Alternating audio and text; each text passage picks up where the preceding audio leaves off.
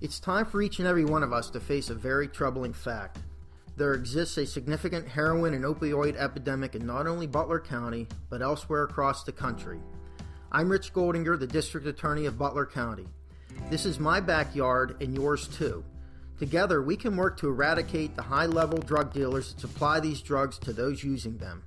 Heroin and opioid abuse does not discriminate. Users come from all economic backgrounds, are male and female, and may be teenagers or middle-aged adults. With your help and in conjunction with the Butler County Drug Task Force and the Pennsylvania Office of Attorney General, we can target those dealers who bring this poison into our county. Please report any suspicious activity to your local law enforcement agency, the Pennsylvania State Police, or to my office. This is our ballpark. This is our county. This is our backyard. Let's all say, not in my backyard. Please enjoy tonight's Blue Sox game.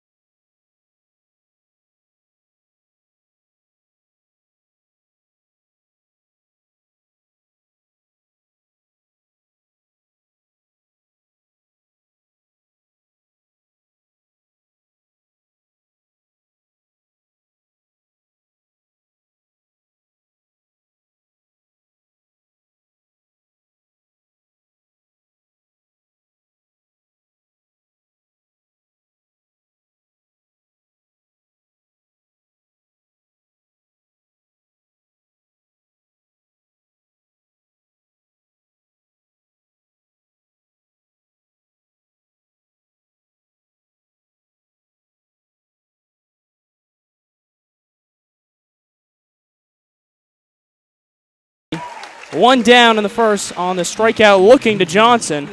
Lapiana's first of the evening. Lapiana, that's his 33rd strikeout now on the season. Compare that to only 5 walks. His control has been excellent thus far. Going to face Eddie Gonzalez now, the left fielder of the Miners. Well, he should be good here, I think. I thought we had those audio issues. Jaron's back, though. Same thing as last night. Strikeout looking to Johnson. Now Gonzalez up. Well, good way to start on the field, at least.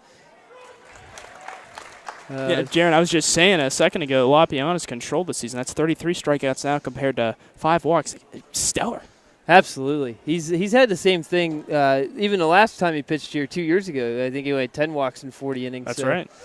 Strike here, 0-2. Yeah, it's really good to have a guy like that. He's a weekend starter at Utah. Here's the 0-2. Swing and a miss. Got him on a slider, and back-to-back Ks for Lapiana to start it here tonight. Slider just sliding all the way out of the strike zone. Nice pitch from Lapiana there to get Gonzalez chasing on the outside edge.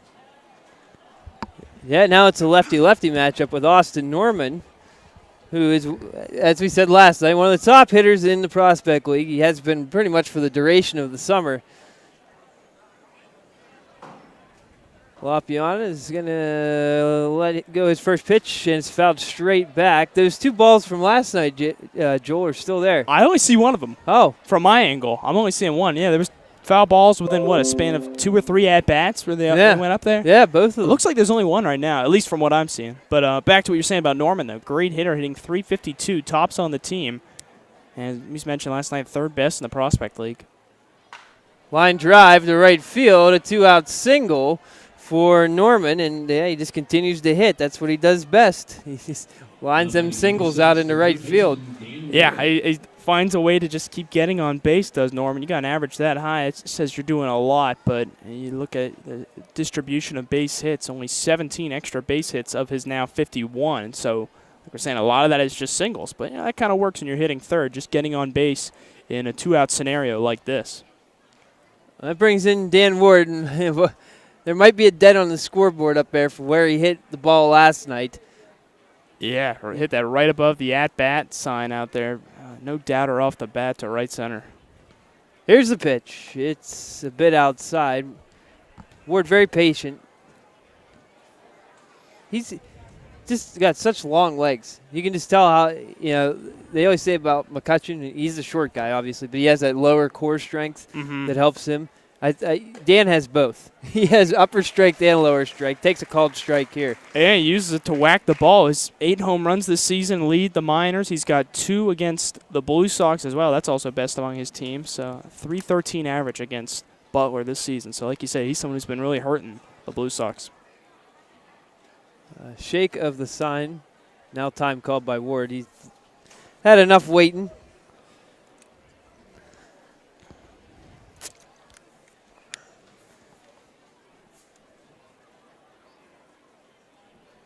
And after pause, Lapiana will check over at first and deliver a pitch a bit low. One thing about Josh, he is right on the very edge of the rubber. You'll see guys sometimes, left-handers do that, especially. It's an interesting thing, too. You throw over to first now, but yeah, you mentioned where his foot is. It's just his slope. Obviously, you're going to automatically be sloped because it's a pitching game. Right. But I'm saying his is more, it's a sharper slope than most, the steeper incline. A little interesting to watch. That's something the umpires have to keep an eye on. He's just right on the edge. 2-1, outside again. Being careful with Ward here. Yeah, Ward hit it coming in tonight, .333 batting average against left-handed pitchers, so he loves facing them, but amazingly, none of his home runs have come against them. All 8 versus righties. Again, most of the pitchers in the league are right-handed, though. 3-1, fastball fouled into the top of the net, recoils back into the stadium. I thought it was going to stick on the top there for a second. It kind of just held up there for a moment and then decided to fall back down, thanks to gravity. We got 2-away here, 3-2 count, and a runner on first in the top of the first.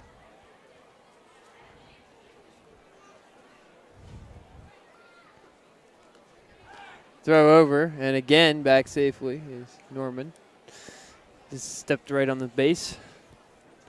Champion City playing Quincy tonight. That's another big game. We're headed there this weekend. We're going to do a couple broadcasts out there.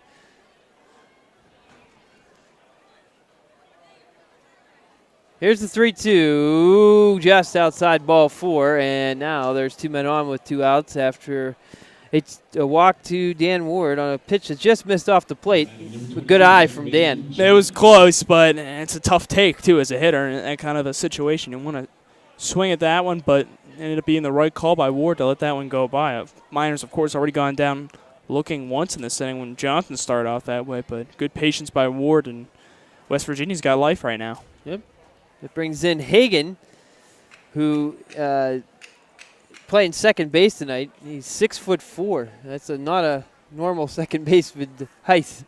Yeah, we saw him at the hot corner for both games yesterday, but moving over to second base, a little different look all around for the Miners tonight. Lopiana's delivery, swing and a miss on a fastball outside. They say foul tip. I don't believe them. I didn't hear that. I didn't hear anything either, unless, I don't know, umpire might have a better view than us, but you're right. From our vantage point down the first baseline, couldn't quite see if that ball made contact with the bat. 18 pitches so far this inning for Lopiana. A bouncer here. Bolton blocks it.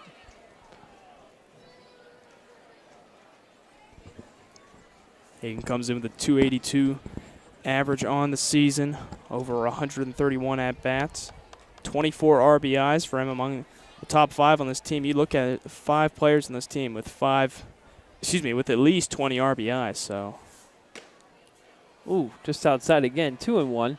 Not getting that outside corner. Not or outside quite. Edge. Off the outside edge, maybe a bit. We saw in those first 2 lefties a few more of those were being called out there, but you switch things around, you bring the right-handers in there, not so much. Maybe maybe it's just indicative that the strike zone is going to be inside Perhaps. tonight, regardless of what side of the plate it is. Swing and a foul tip that time for sure. 2-2. And the thing, too, is we were talking about this a lot with a lot of West Virginia hitters yesterday. It's not like Hagan's right on top of the plate either. Yeah. You know what I mean? So maybe sometimes you think that strike zone's going to move out a little bit because of hitters to do that, but Hagan's not quite on top of the plate. In fact, he leaves a lot of space, really. Yeah, his back foot's close, but his front foot is almost in the other corner. Swing and a miss here, strike 3, and Lopiana will strike out the side. He did allow a single and a walk in between, but he still gets 3 strikeouts in the inning. No runs, a hit, no errors, 2 men left. We'll go to the bottom half here, give you the Blue Sox lineup brought to you by the Butler Armco Credit Union. Leading off will be number 10, the left fielder Tanner Murphy, followed by number 13, shortstop Haven Parks. The right fielder, number 8, Calvin Scott, will bat third. The third baseman, number 19, James Meeker, will be in the cleanup spot. The designated hitter, number 24, Christian Webb, will hit 5th, followed by the first baseman, number 41, Patrick Ferguson. And it will be number 21, second baseman Damian Maglione. The catcher, number 9, Eric Bolton, will bat 8th, and Ben Crew will bat 9th. Play center field and wear number 17. And on the mound for the Miners will be number 14, or right-hander, Chad Ramsey. Yeah, we mentioned before, he's also tonight's designated hitter. Double dipping a bit is Ramsey. Bats left but throws right off of the mound. This summer, 0-1 in 7 games. This will be his second start. 0.50, that's right, 0.50 ERA over 17 2/3 innings pitched, 12 strikeouts and 5 walks in that span. As a hitter, not too bad either. Yeah, the 234 average, not quite what he wants, but done solid work at the plate overall. But really, his bulk of duties come on the mound, and we're watching his delivery right now. It's real slow and purposeful. Not a lot of fastballs coming in there, so we'll have to see if he goes with a lot of off-speed stuff in this game. Yeah, the lack of strikeouts per innings pitched. 12. Yeah, it tells you he's going to put the ball in play a lot. In the 19 hits, he's averaging over a hit an inning. There's going to be base runners, but not a lot by walks. Only 5 walks over that time. Of course, the Blue Sox wearing their road uniforms tonight, but with the home pants and a white hat. Although they have their maroon batting hats on now. But that's a story for another day. Alternate versus alternate jerseys tonight. Yeah, Miners in yellow. Fielder number 10, Tanner Murphy. And here's Tanner Murphy. He's ready to go.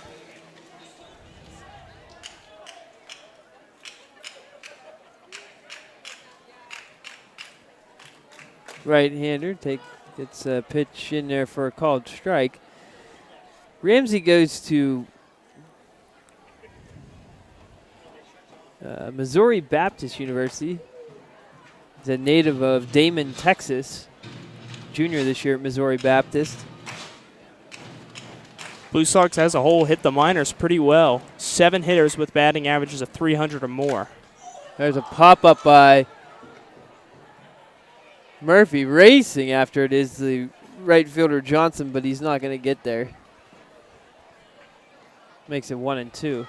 Defensively for the Miners, Toddy's behind home plate. Mitchell at first, Hagan at second, Ward at third, Callaway at shortstop, Gonzalez in left, Norman in center, and Johnson in right.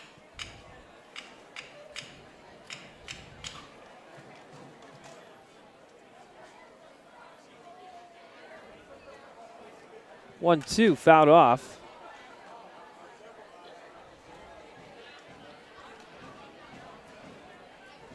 Murphy staying alive. Got to do that, try and force a couple more pitches. Only a 1-2 count, so if it's close, you got to try and foul it off if you don't feel like you can put it in play.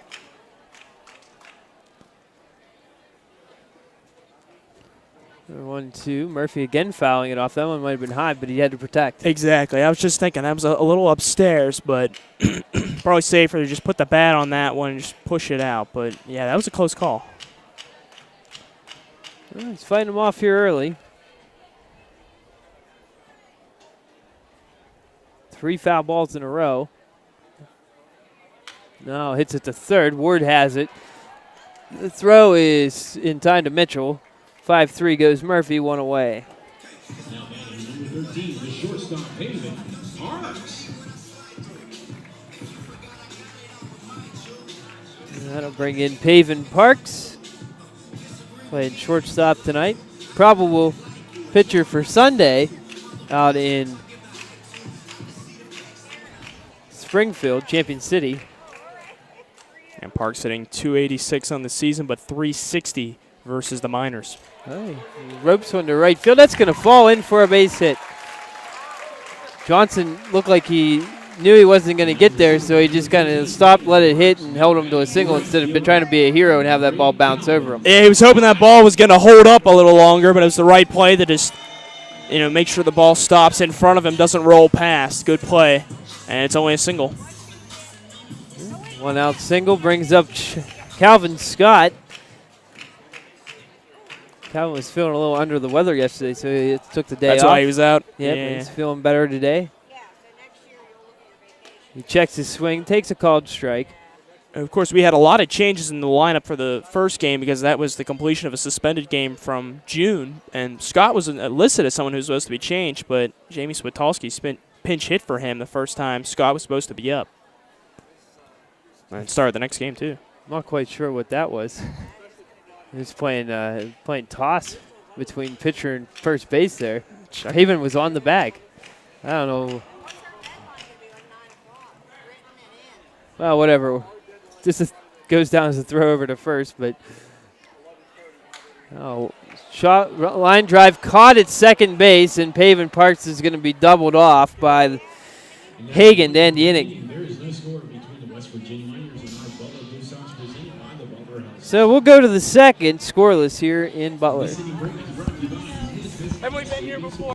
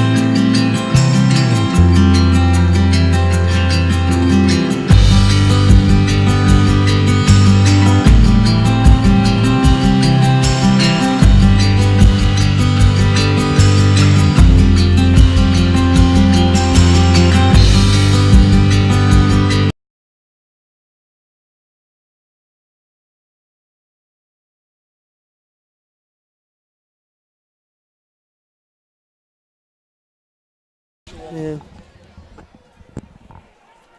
Ready to go here in the top of the second. Justin Mitchell at the plate. And he'll take a called strike from Josh Lapiana, who struck out the side in the first inning. Did allow a single and a walk, but had the punch-out pitch working. Yeah, he did. Striking out the side. And he gets a little comebacker here. He'll walk it over to Ferguson for the first out. We saw last night Alex Stobert made several plays on comebackers. I think he had 2 or 3 of them. One right out of the way to Lapiani. You love those, the simple bounce backs right to the mound, that soft contact that we so often talk about. Yeah, with 1 out, here's Callaway from Gannon.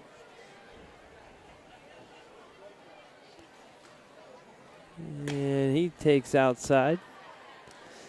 Callaway a 194 average, a little below the Mendoza line, but we saw him make some really solid defensive plays last night. Yeah, yes we did. He took a couple of base hits away. Swing through here. Only reached base once in the second game as well. I mean, not a huge threat with the bat, but like we said, a lot of times you'll take that from a shortstop. 1-1, swing through on a bouncer.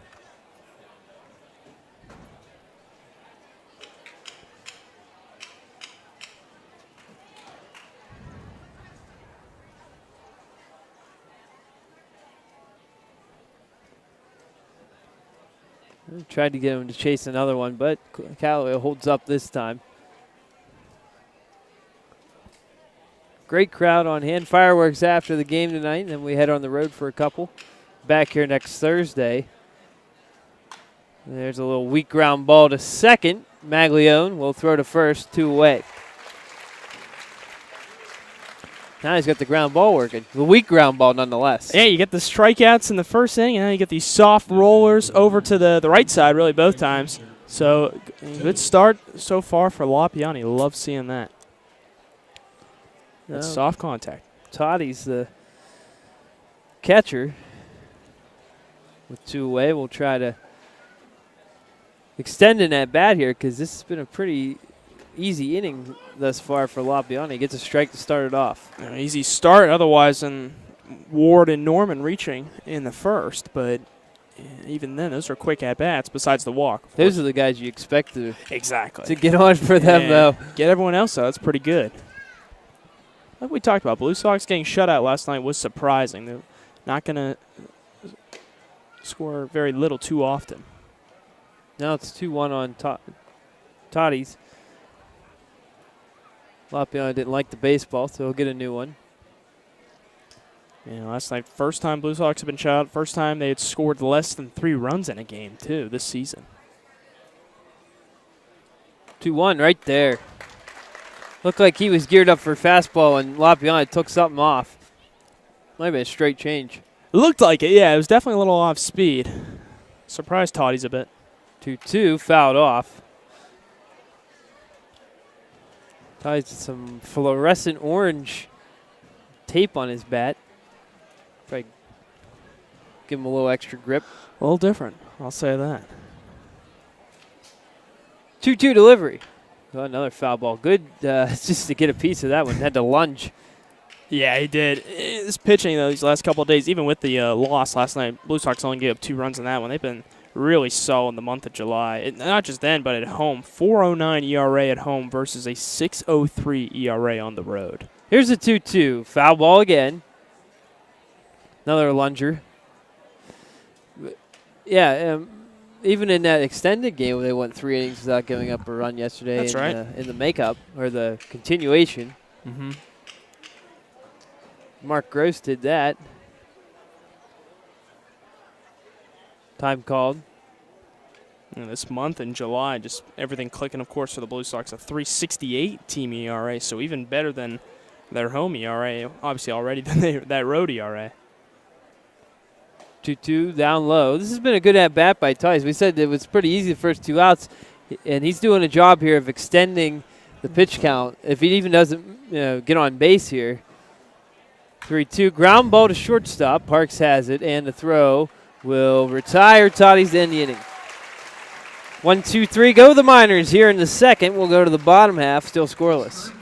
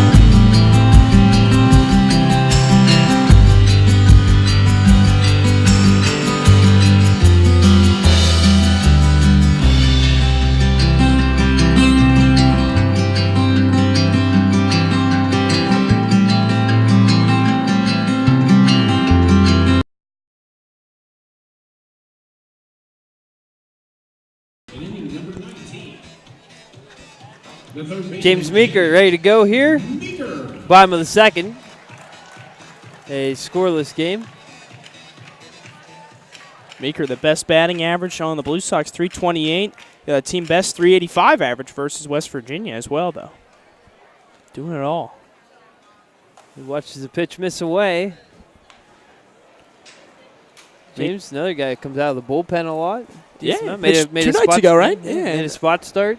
Mm-hmm. 1-0. Chopper foul down the first base line.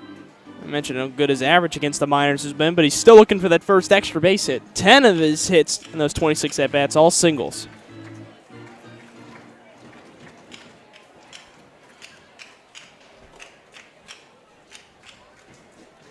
One called strike. It's interesting. Early on, remember the first inning, those outside pitches were not going Lopion's way. It seems like now, like I said before, though, more. it seems like these left-handed hitters are getting them called outside of strikes. Yeah, that's true. That's fair. The right-handers haven't been getting them. The called strike 3 to lead off the game to Johnson, a left-handed hitter, was on the outside edge.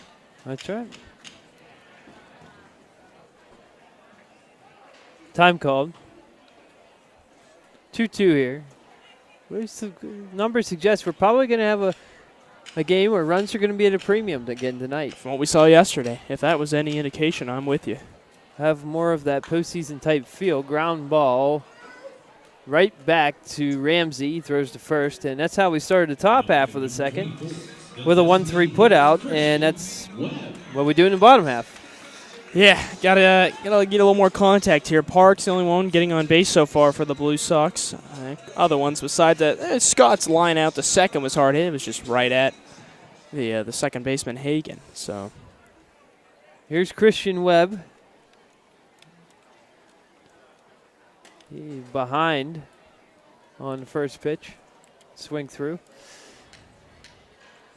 To me, John Hagen is the guy that you're going to want to target tonight because he is not a second baseman. Like you said before, as big as he is over there, it's a little unusual. They had Acuna go down this week with an injury, and Bonilla, I believe, as well. So they lost both of their second basemen. So they legitimately do not have one. So they put Hagen there. He's normally a first or third baseman. Test their depth a little bit. Yesterday we saw Chad Ramsey playing there, but he's pitching, of course, today. Yeah, he's not a second baseman either. Foul ball by Webb. Yeah, so their depth being really tested right now. You ask guys to step out of their comfort zone. This league asks you to step out of your comfort zone. The length of these rosters in a lot of ways, But it's good. You learn a lot about your own versatility in the process. Outside 3-2 now. We've seen with the Blue Sox, they got, 4 catchers on the roster. We've seen a lot of them see time at first, at third. You get nights where we're 3 of 4 in the lineup, catching third, first, and maybe sometimes DH too. 3-2 foul ball straight back by Webb. Yeah, and really for the Miners, it was just a rash of injuries as to why they don't have the middle infield depth right now. True. They only have one shortstop too. That's Callaway. We saw him play every second of last night's game. Twin Bill court, sort of. It's such a weird the continuation. Check swing. I'm going to say, what? Wait, he awarded him first base. Now he said he was out.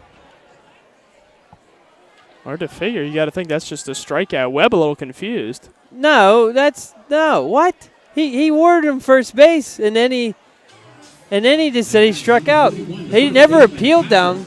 Ferguson. Much in the replay right now. Looked like the umpire actually went for I thought he went for the appeal. That's what I thought. Yeah. And then he rung him up. We didn't even get a chance to see what the appeal said, but I guess it's simply strike 3 looking. Well, yeah, I think he just gave him strike 3 looking there. Because he didn't go around on that swing.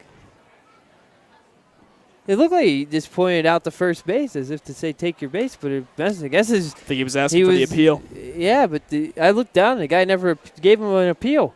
Maybe since he didn't get the appeal, it was the right of Bajenski to just ring him up. He should have rang him up in the first place then. I'm with you. It's a little hard to say how that I don't think that was handled the best way, but a little bit of confusion resulting in that call. Well, anyways, 2 outs, 1-1. Here's Patrick Ferguson. And, Joel, I'll let you have the floor here real quick. Boy, we talked about it yesterday with Patrick Ferguson. With the thing with him is a lot of his home runs have come as a leadoff hitter. 7 of the 14, half of them have come as a leadoff hitter. So this case, batting with 2 outs, not something he's used to hitting home runs. He calls that a strike, and he didn't even catch it. Oh, my. You have a meeting on the mound. They definitely got crossed up there because he was looking for a curveball or something. He threw him a fastball. He didn't even it barely grazed off his mitt. Rarely ever do you see that called a strike. A little bit surprising. I'm with you there, but I mean, it might have been in the strike zone, but normally that if you don't catch it, they don't give it to you. yeah, I thought so too. I thought so that would have been a ball, but 2-2 count nonetheless. 2-2. Ball hit well to left field, and it's going to hold up. No, he dropped it. He dropped it out to left field. Gonzalez couldn't come up with it, and Ferguson is going to be at second. We'll wait for the rolling. I think it's going to be a double because he had to jump for that out there, Gonzalez, and it just looked like instead of a snow cone, he just had it come out of his mitt. Yeah, hard to say. As that ball's hit out there, it looked like Gonzalez just had some trouble with it and kind of it went in and out of the glove for a moment there. Ferguson was chugging hard the whole way and got into second easy, but defensive errors leading to a longer inning here for the Blue Sox. Well, it's rolled a double, and here is Maglione looking to bring him home. A little good fortune. Maybe the Blue Sox can take advantage of it here. Maglione's foul tip the first pitch. Maglione hitting a $111 with runners in scoring position and 2 outs. That's only over 9 at-bats, though.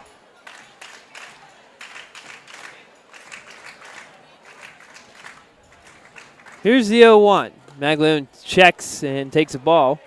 So it looks like the official scoring's been a double. Yes. On the scoreboard. What would you have called it? I think that's the right call. Yeah, it was tough. He was backpedaling, and the ball was hit pretty far. Yeah, it was. It's a big ballpark, so I think that's the right call. So kudos to Patrick Reddick there. I thought he had it because he was there, and it just it looked like it was like a snow cone job, but just snow cone and then fell out of his glove. It kind of sat there in his glove for a moment, then gravity just pushing it down. Here's 1-1. Maglione pops it out of play. Mentioned, of course, Maglione, the hero of the first game yesterday.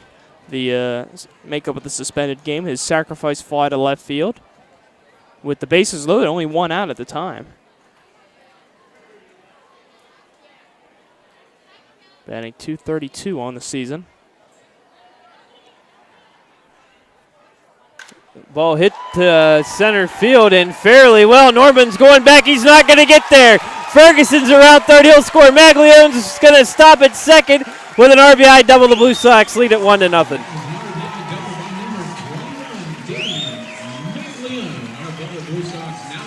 There you go. Blue Sox getting extra life, and they take advantage. A 2-out RBI double by Maglione. That's huge, Jaron. That's what I was talking about with Ferguson getting on. Is you want to take advantage of these because you don't always get handed extra bases.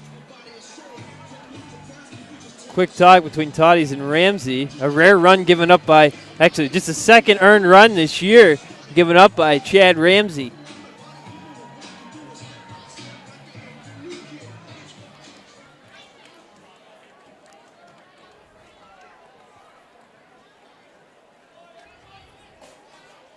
Eric Bolton now ready to go. Here's the pitch. Bolton, first pitch swinging, comes up empty.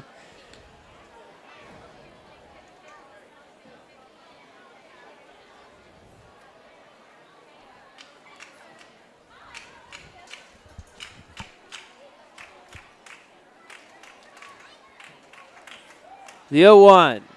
Hit him. Right on the elbow. And he'll head down to first. Taking one for the team there. Yeah, do what you can. We talked about Bolton. Maybe not his bat hasn't come around the way he would have liked this summer, but that's what you do. And a good team play right there. Just taking one for the team, like you said. And shot over to first base. Epling's going to argue that he leaned into it. I believe that's what he's going to argue. Get that replay up again. There we go. I don't. If he wins this argument, nothing I can do. Look at the pitch here. Bolton standing in. He really didn't move. He went into his normal crouch. Yeah. And he didn't move out of the way. Again, we saw this yesterday. Yeah. Well, I went the other way yesterday. But that's what I'm saying. Sometimes when they don't move, the umpires get a little frustrated. Yeah. They want to see a grimace. They want to see a reaction. But Bolton, nonetheless, is still going to be rewarded first base. Yeah, Epling doesn't win that call. And now Ben Carew will line it up the middle. Maglione's going to come around third, and he will score. Bolton is tagged out at third to end the inning, but the run scores, and it's 2-0. On an RBI single by Ben Carew. Hard to make that last out at third, but Bolton chugging all the way. Gets thrown out 8-5. Or wait, 8-4-5. Was it straight? 8-4-5. 8-4-5, yeah. And so 2 runs come in to score for the Blue Sox here on 3 hits, no errors, and they'll leave 1 on base. We'll go to the third. It is Butler 2 and West Virginia nothing.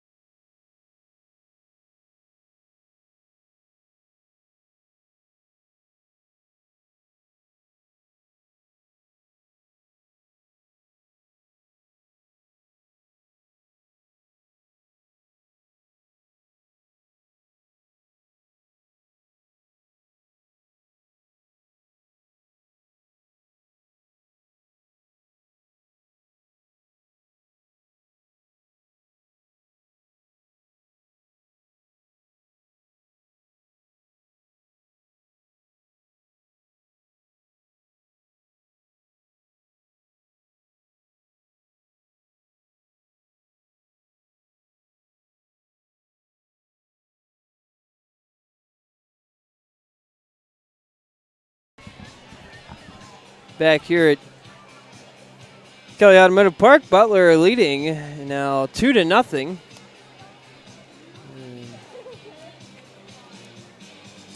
Play the top of the third. And leading off will be the 9-man, the pitcher, Chad Ramsey.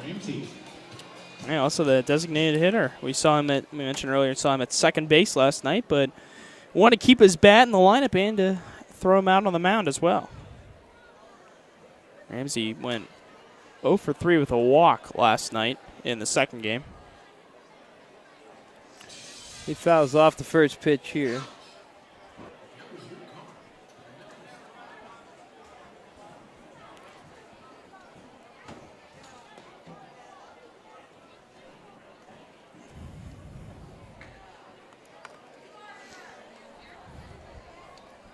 LaPiana given a 2-run lead to work with. He gets a nice bender in there for a strike.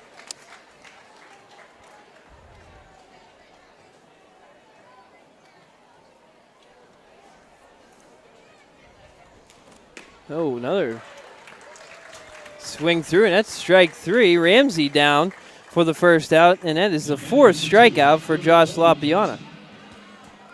LaPiana bringing the good stuff today. The strikeouts going early on, and a lot of soft contact. Trying to even think of what the hardest hit ball was. Probably Norman's single right up the middle, right? Yeah, that's about the only ball. That's about it. A couple foul balls, I guess. For whatever they're worth, right? Yeah. It's not like they were near misses down the line. Yeah, there wasn't anything that was like, we were like, ooh, that would have been extra bases. They were just out of the stadium. So, yeah, he's been in control here. Back to the top of the order in Johnson. Here's the 1-0. Foul ball. Another lunging swing. We've seen quite a few of those out of minors here early on, especially from the right side. Johnson had a few. I want to say Mitchell had a few. He did. Yeah, if I remember correctly. Toddy's had a few. Mm-hmm. And that check swing, I would appeal that one. No swing. That was close. That's 50-50 there. That goes the Miners' way. It's funny. We talk about them, Miners chasing them, when, as we've said, it seems like a lot of pitches on the outside for these right-handed batters have been called a strike, so it's interesting to see them taking that approach. 2-1. Chopper to third. And Meeker's got it. Throw to first. Low. Picked nicely by Ferguson. And there's 2 away. We hardly even get a chance to talk about how well Ben Cruz's been hitting lately because he singled almost immediately. Yeah. But, boy, wow, he's hitting 520-24 now in his last 6 games. And Blue Sox best hitter at home this season. So that was huge to have him get out there and really jumpstart this offense there with that big hit there with runners at first and second. Of course, we had the base hit before, not to forget about Maglione's double. But Gonzalez is out in front of one, fouls it down the right field line. But it's just so huge for the Blue Sox to get going here because run production at home, not always too easy. They've only got a 264 team average here. So it's, in a lot of ways, you'd say this is probably a lot like a pitcher's ballpark. That pitch just misses. Yeah, it is in three quarters of it is. The left field is friendly. But I think that's true. But even then, it's still a little tough. Yeah. You know, most other places you can see him at 300, right? Right field. Right field, that is correct. Yeah, not left field. Left field's not friendly at all. Oh, no. Another hard grounder foul. I almost got. Guy actually might have got the first base coach, Mr. Larkin, down there.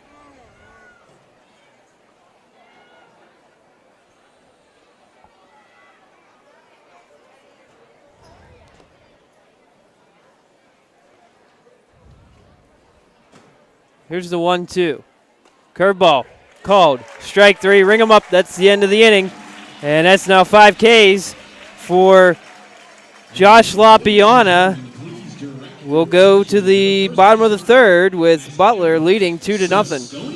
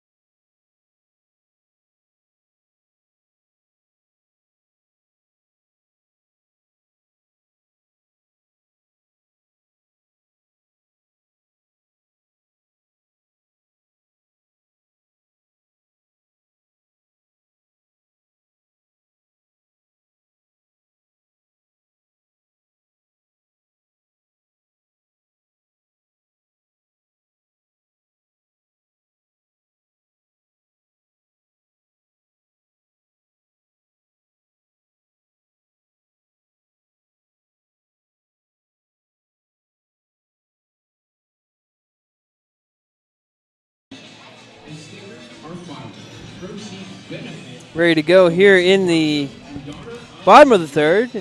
Tanner Murphy leading it off. Just so far, 1 hit for the Miners, 4 for the Blue Sox. And they have 2 runs across. Neither team with an error to this point. Hard hit foul ball past Cody Harold at third base.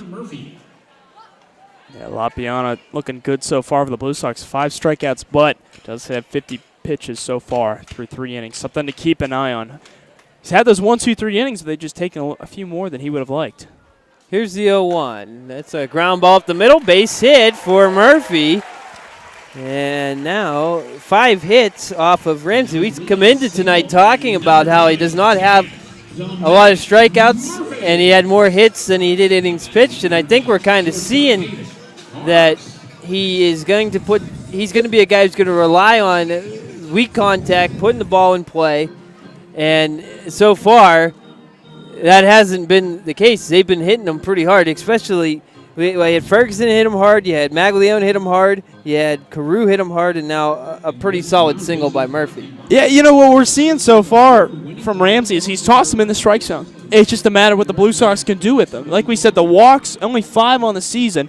So he's going to give the Blue Sox a chance to hit him. It's just a matter if they can take advantage of the opportunities. And thus far, they've really done a nice job. Yeah. He had how many walks coming in tonight? 5. 5 in 17 innings. So you're right. He's putting the ball in the strike zone, and they're taking advantage of every mistake that he's making. Yeah, I don't even know if they're mistakes. They might just be just putting the bat on the ball, right, watching what happens. They know that he's going to be around the plate, so they're just going to try to take advantage of that, and they've done so thus far. Pavin Parks at the plate now, singled in his first at bat. He takes a ball here.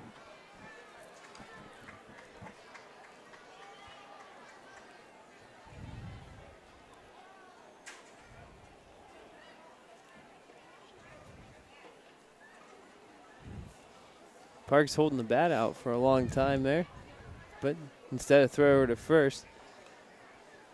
Murphy on the season stolen 16 bases and 18 attempts. So decent threat for the Blue Sox out there. Second best total on the team. 1-0, also outside. Interesting to see if there's any weather going through Champion City right now, because they're still in pregame. They should have been going an hour ago. Uh-oh. And if they can't play that game tonight, they can't make it up, because that's the only time that's right. Quincy will be in town the rest of the year. Here's the 2-0. It's low. Snap throw to first, and Murphy dives back. High throw. Mitchell had to get on the trampoline to keep that from going into right field. Nonetheless, did a nice play, though. Parks coming up, that we mentioned, got that single in the first. He went 0 for 2 last night, and in the process ended a 6-game hitting streak, but looking to jumpstart a new one after he got that hit in the first inning. Oh, he's at 3-0 here, and the pitch is way high, ball 4, and 2 men on here with nobody out.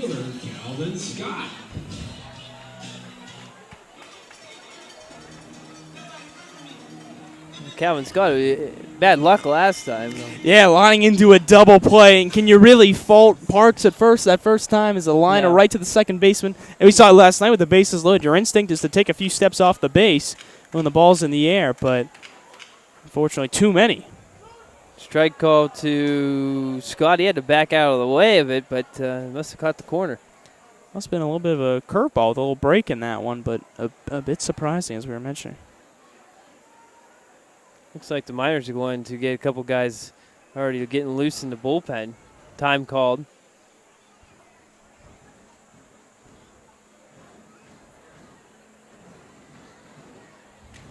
Scott, maybe take a half step back here. Here's the 0-1. Check swing. Pitch misses high.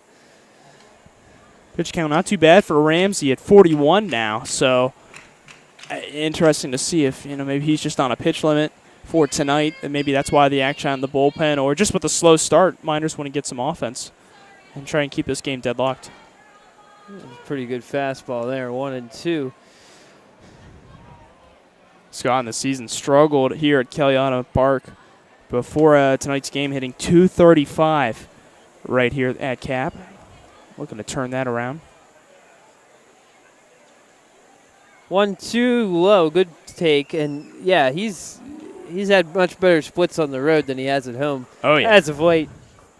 He started out ball of fire here when he first come in. Yeah, in every possible way too. You really look at his stolen base attempts, June 8th through July 1st, 17 games. His first 17 games, he stole 18 bases, only 6 stolen bases in 18 games since then. Hard chopper through the hole out into right field. Murphy's coming around third. Here's the throw home. It's cut off. And in the meantime, Parks will take third. It's 3-0 on an RBI single by Calvin Scott. Calvin, the great Scott. This classic opposite field hitting right there for Calvin Scott in between first and second base into shallow right. Hit it soft enough that not only could Murphy score, but almost more importantly, that Parks could get all the way to third. Yeah, that's big too. Now you still have nobody out, runners on the corners here, and the Miners do have a pitcher warming in the bullpen already. It looks like a right-hander. James Meeker at the plate.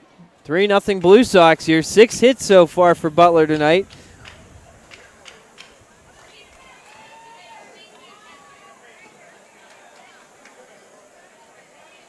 Meeker pops the first pitch he sees out of play.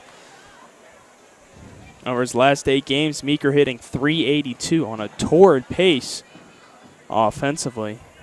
Did have that ground out right back to the pitcher in the second inning.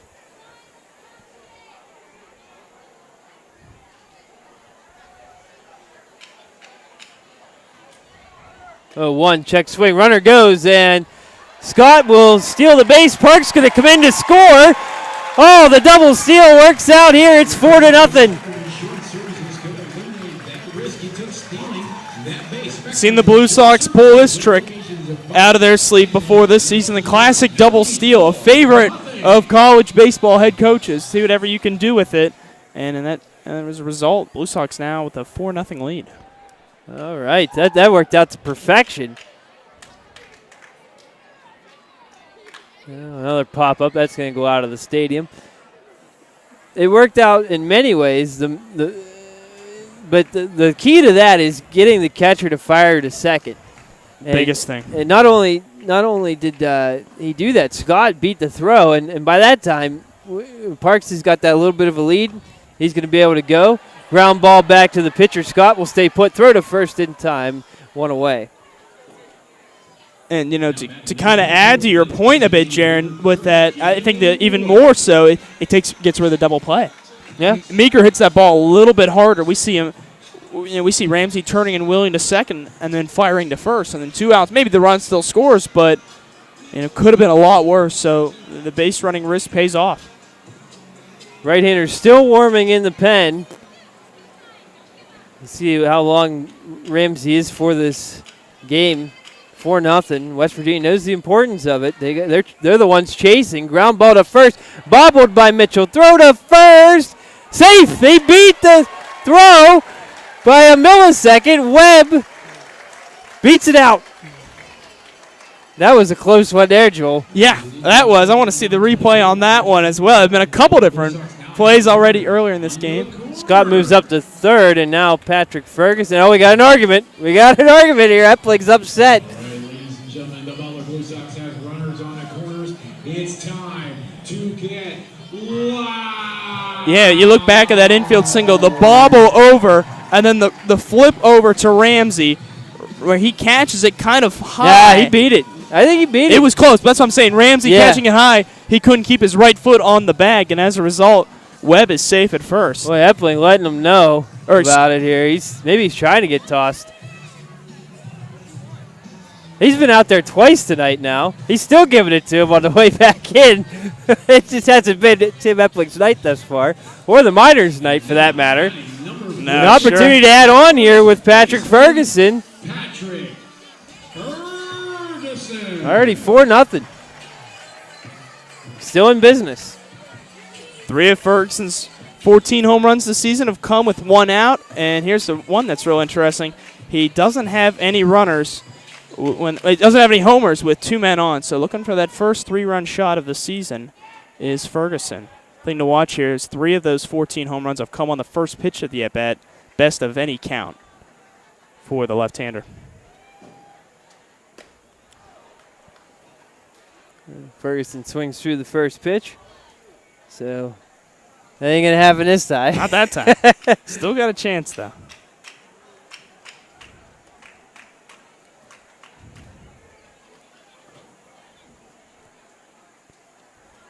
Here's the 0-1.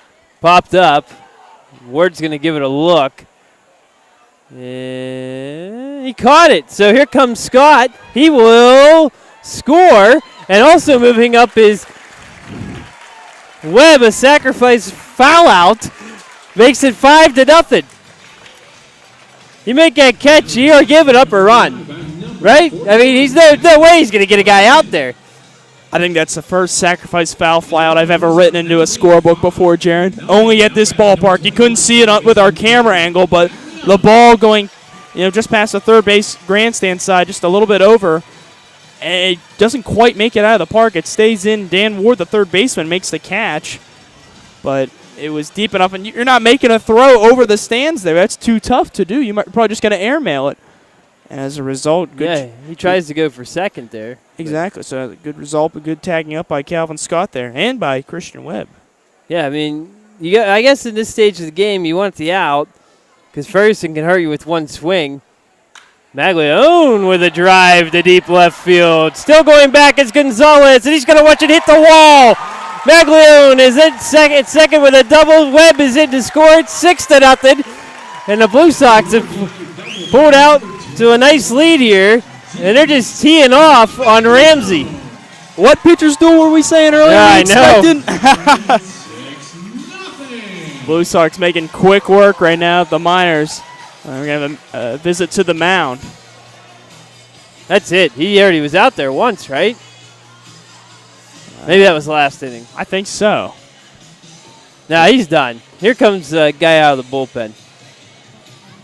And this new pitcher is brought to you by Dick's Sporting Goods, located across from. Regardless, 4 runs have come across to score, and they've been in a variety of ways to this point. Yeah, let's give it a quick recap, right? The way it started, the Tanner Murphy leads off the single, Pavin Parks walks, RBI single by Calvin Scott, scored Murphy. Parks went to third, and then Calvin Scott steals second at the same time. Parks steals home. Ground out by Meeker. No one scored there. Christian Webb reaches on infield single. Scott to third. Sacrifice foul out by Ferguson along the third base side allowed Webb to come around and score there. That was Scott who scored on that one. And then the RBI double just a moment ago by Maglione scored Ferguson. 4-run inning and 6-0 Blue Sox. Yeah, it's number 15's coming in to pitch. We'll get a name on that for you real quick. Yeah, I believe that is Dexwin Thompson. This is the first Dexwin I've ever come across. Dexwin, that's a different one. That's a unique name. I like it. Ramsey goes 2 2/3 innings. 6 runs all earned on 8 hits. Yeah, his earned run average. 050 coming in. Yeah, and he gave a 1 earned run coming in tonight. That's gone up, 600%? There you go. Gotta love the math of that. Dexwin Thompson's numbers on the season, the right-hander out of Lemoyne Owen College. 1-0 with a 3.37 ERA. This will be his 5th appearance. He's tossed 5 1/3 innings so far, struck out 5, walked 2, and allowed 6 hits. Hasn't pitched. The last time he pitched was July 18th.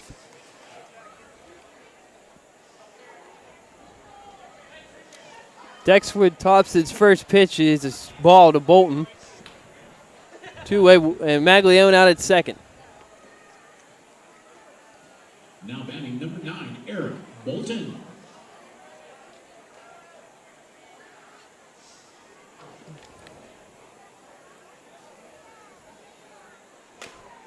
Well, it's 2-0. Bolton. Go ahead. Sorry, I was going to say Bolton only has 1 hit with runners in scoring position this season, over 20 at-bats. Let's have 5 RBI, so he's been able to get a few sacrifice flies out there. But swing, and it's foul tip by Bolton. Thompson, 6'4", 220, goes to Lemoyne Owen College, and he's a native of Atlanta. Have you ever heard of Lemoyne Owen? I have not. That's a first. That tends to happen when the minors come to town. I don't know any of these. Foul ball by Bolton. Sends a few odds up. A geography course should be a prerequisite to be following the Prospect League. Yeah. With as many of these colleges we see. Let's see where this place is. I'm always curious when I don't know where the college is because it drives me nuts. I'll know next time. Yeah, Minnesota's the land of 1,000 lakes, then the United States is the land of a million colleges, really. Lemoyne Owen College is in Memphis, Tennessee. Here's a good one. Their nickname is the Magicians. About that? So Thompson hoping to work his magic then. Yeah. Little flare by Bolton, and he broke his bat on the one, but the ball lands softly. Did you see it? He just broke it over his leg as he was going towards the dugout. It had a crack in it. He just finished the job. I suppose, but I don't know if that was as much. He's smiling right now, so I don't think that was a frustrated one. That's the first time I've ever seen someone do that with a little excitement. Yeah, a joyous break. Yeah, he just finished the job. Just so everybody's not in suspense of whether it was broke or not. I suppose. Bolton knows the 8th batter this inning for the Blue Sox. Right now, the leadoff hitter of the inning, Tanner Murphy's in the hole. Hoping to bat around. 3-2 from Thompson. Strike 3 called to end the inning. But the Blue Sox get 4 runs on a bevy of hits. And we'll go to the 4th with Butler ahead 6-0.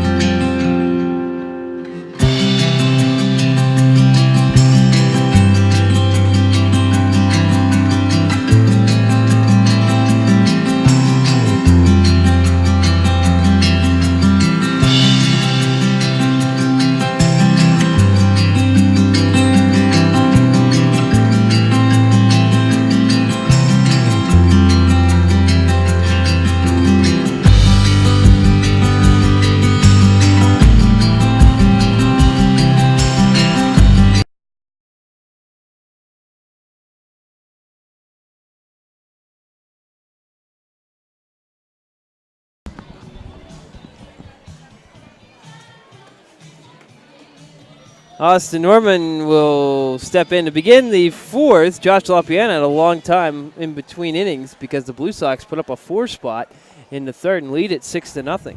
Yeah, it's something that makes it interesting to talk about. Is that benefit or does that hurt him? He's at 50 pitches on the night. Misses with the first pitch to Norman, who singled in the 1st inning. The only 2 guys that have reached base are the next 2 guys that are at the plate. Norman currently, and then Dan Ward after that. Foul ball, even count of 1.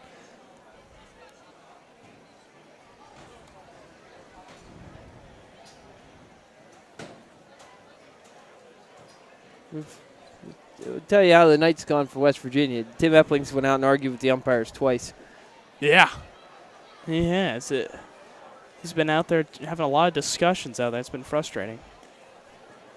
Swing through here, 1-2. Yeah, and he hasn't won either argument. It's going to be tough, too, when there's no replay to be had. Well, we have replay, but they choose Well, they were wrong on the one. He was wrong on the one. The guy was safe. That's correct. But I think it was just frustration because his team was getting hit around. I think so. There's a little flare to left field. Murphy will have it hold up for him, and he makes the catch 1 away. Now batting number 6, third baseman, Dan Ward. That's a good start for LaPiana after that long rest. Comes out, gets it out of the top hitter on the team. Now he's got to get the top power hitter on the team next. Got to keep with the soft contact we've been talking about. You know, that was a lazy fly ball out to left. Actually, I thought it might drop in for a moment, but thank goodness for this humidity for LaPiana. Hold it up there a little longer.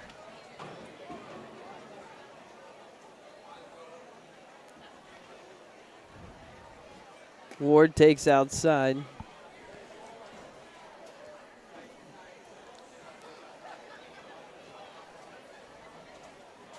LaPiana's 1-0. Fastball right there for a strike.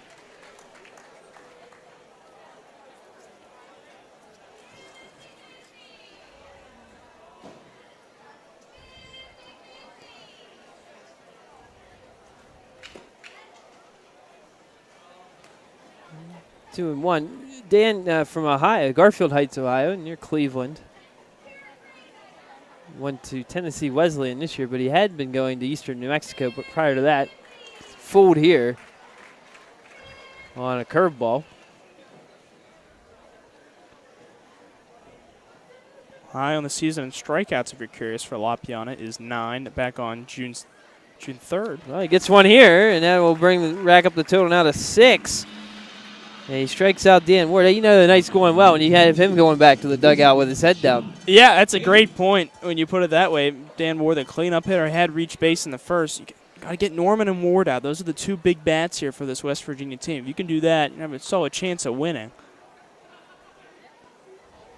John Hagan struck out swinging in the first. Takes outside.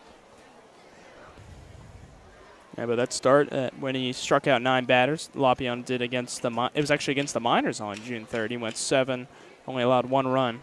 Bouncer in. So hoping for similar results today. He's off to a great start here, but like we said, got to keep working on that pitch count right now. That was on a fireworks night too. There you go. Yeah, 2-0. Ooh, nice pitch. Well, he needed to get one in there. Don't want to walk anybody with 2 outs. And put it right across the middle, but Hagan was taken all the way. Hagan kind of sawing his back and forth on his shoulder. That ball's hit well to right field. Calvin Scott going back, and near the warning track, he's got it for the final out.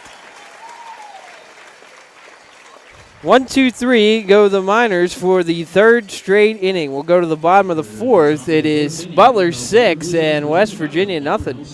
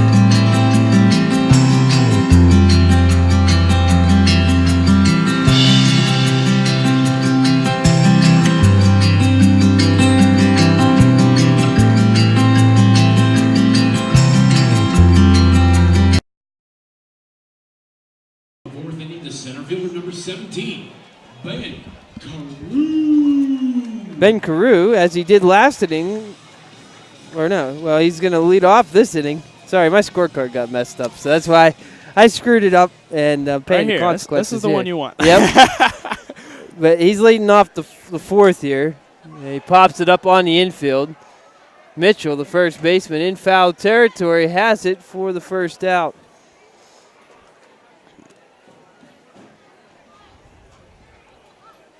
Now batting number 10, the left fielder, Tanner Murphy. Tanner Murphy singled and scored in the 3rd.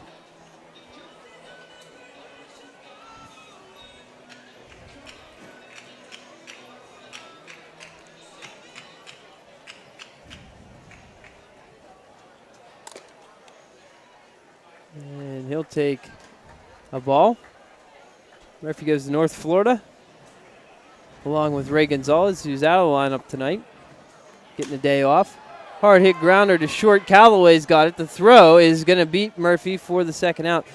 That's what we've seen all weekend. This guy, Callaway, has been a Hoover vacuum out there at shortstop. Yeah, it feels like everything that's going to get hit over him is going to be fielded cleanly. He's done a fantastic job defensively. It's what you need out of your shortstop, be that anchor in the infield. Yeah, he has not had very much luck at the plate, but boy, whenever you're that good defensively, that you'll take that. Evens out, yeah. You know, it reminds me of, I don't know if you've ever read the book, now I'm drawing a blank on what it's called, The Big Day to Baseball. I have not. But I'd highly recommend it, but it's about the 2013 Pirates and talks about how that's why Clint Barmas was on the team, his defensive purposes. Strike called to Paven Parks. Yeah, he couldn't hit either. No, he couldn't. But he was so good defensively that you needed him. Ground ball to third, sucked up by Dan Ward. He'll throw across to get Parks to end the inning. The Blue Sox go 1, 2, 3 in the fourth. We'll go to the fifth. Butler 6 and West Virginia nothing. And ladies and gentlemen, 5 out of 5 Dennis agree. It's time for the McCaskey orthodontics brush the bases in break. So let's cheer on. Babe. Yeah, I guess. Well, by his Muller, right. Yeah, Eli, and Henry. left the mic on yet. They brush away the bases and realign those bases. No one was here today. Offering braces and Invisalign treatment for kids, teens, and adults. Give orthodontic specialist Dr. Ted and Dr. Lindsay McCaskey a call.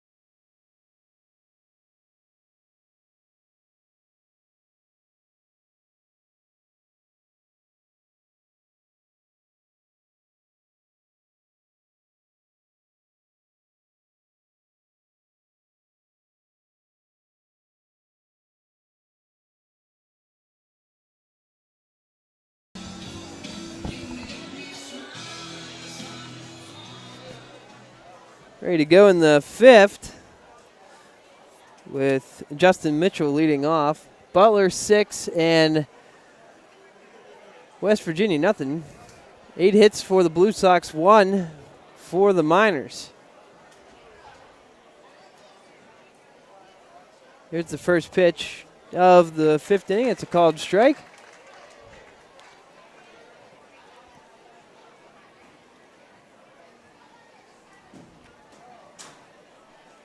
Yeah, one check swing, and Mitchell holds up, takes the ball.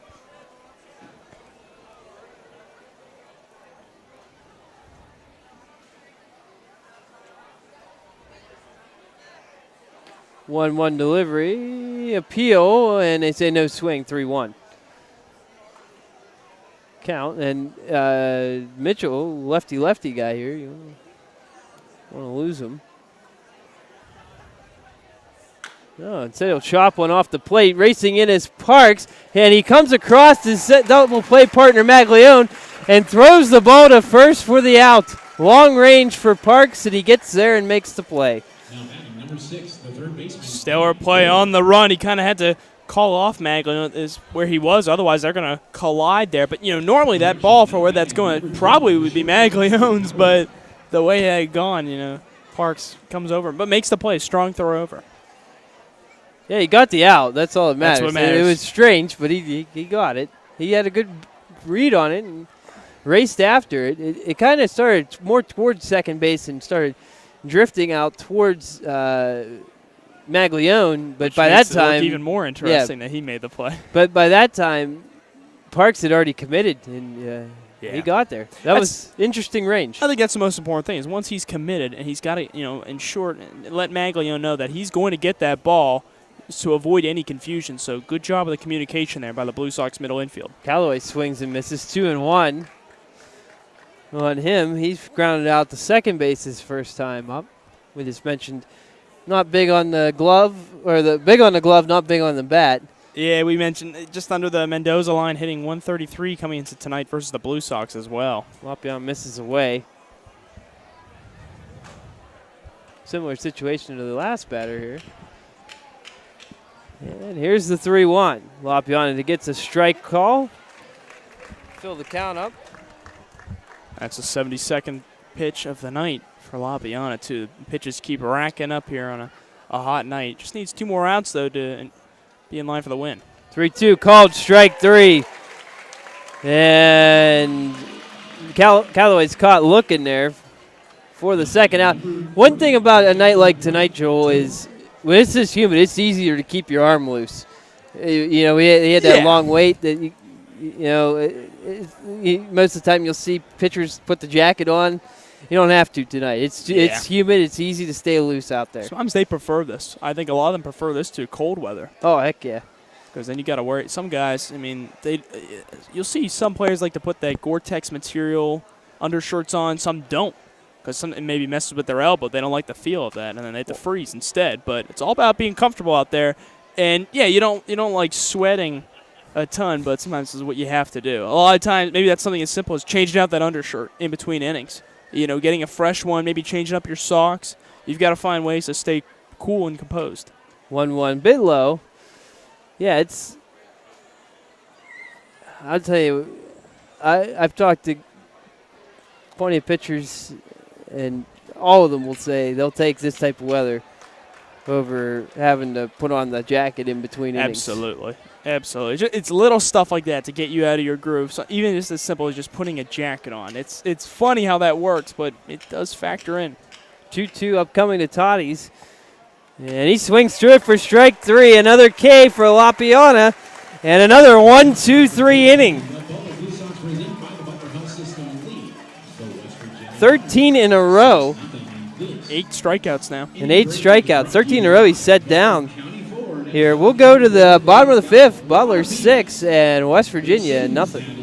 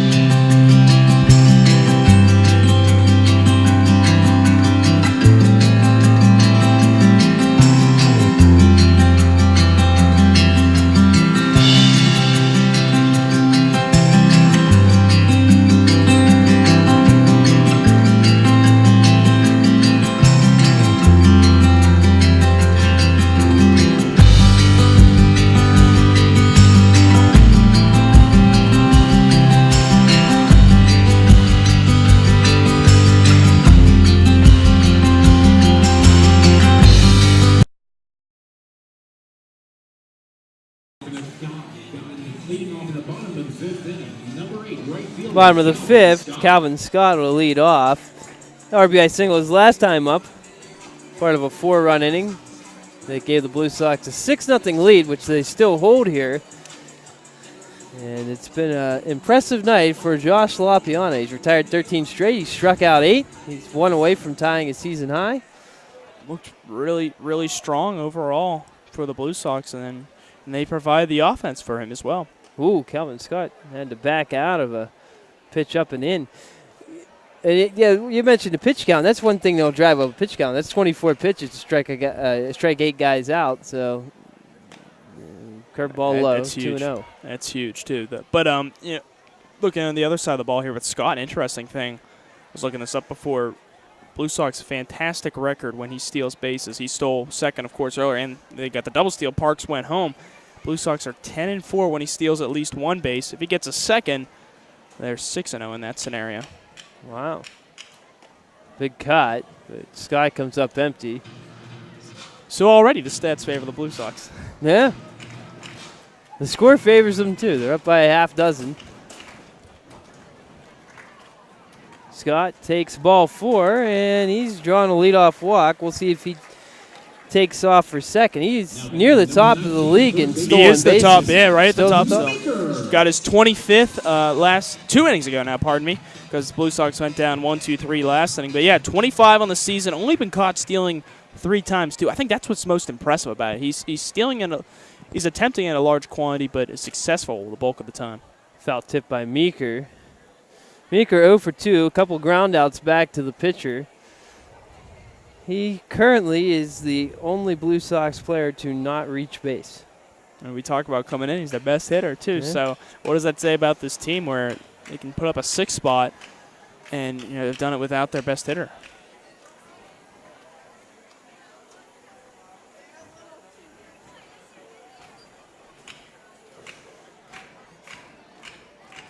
Check and pitch is fouled out of play by Meeker. He's down 0-2. Scott still staying put at first, but I wouldn't be surprised if he tries to take his 26th base of the season. Why not, right? You might as well start running. Like we said, the Blue Sox have fared pretty well when he does choose to attempt a stolen base. 0-2, little flare to left field. That's sinking, and that'll fall for a base hit in front of Gonzalez. 2 men on, nobody out. There you go, right as we talk about, Meeker gets off the snide, and now every Blue Sox batter has reached base. Pretty impressive. The only one we played half a game. I know. The only one not to do it with a hit is Eric Bolton. He was hit by a pitch in the second, but so that's something to watch for now, so that everyone has reached via a hit. Yeah, and you're right, though. We're only in the 5th. Guys are in the middle of getting their 3rd at-bat right now, too, so that's pretty impressive. Yeah, here's Christian Webb. He had a bizarre strikeout call in the first at-bat and then singled and scored in his second appearance. Takes a ball here.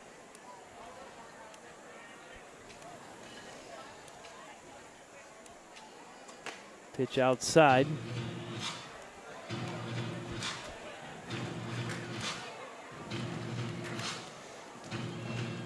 Quick talk from Hagan to try to settle Dexwin Thompson down. He's missed with quite a few pitches in this inning. Check swing, 3-0. They're going to appeal. He's not going to do anything. He's just going to. I guess he doesn't give the safe sign when he got the appeal. He just kind of just stands there. Maybe that was a little bit of the confusion before. Yeah. 2 at-bats go for Webb, so maybe, Bazinski behind the But then he would have plate. Well, maybe he thought that Malik just by second round didn't see it before. Well, there's a walk, and the bases are full of Blue Sox. And how about this? Patrick Ferguson. 1 grand slam on the season for Ferguson, so he'd love to get number 2 right now. If he does that, boy, we're talking about a 9-run deficit for the Miners. If he can hit a grand slam, this place will go nuts. Yeah, packed crowd for the fireworks night, and they're already pretty excited with how tonight started.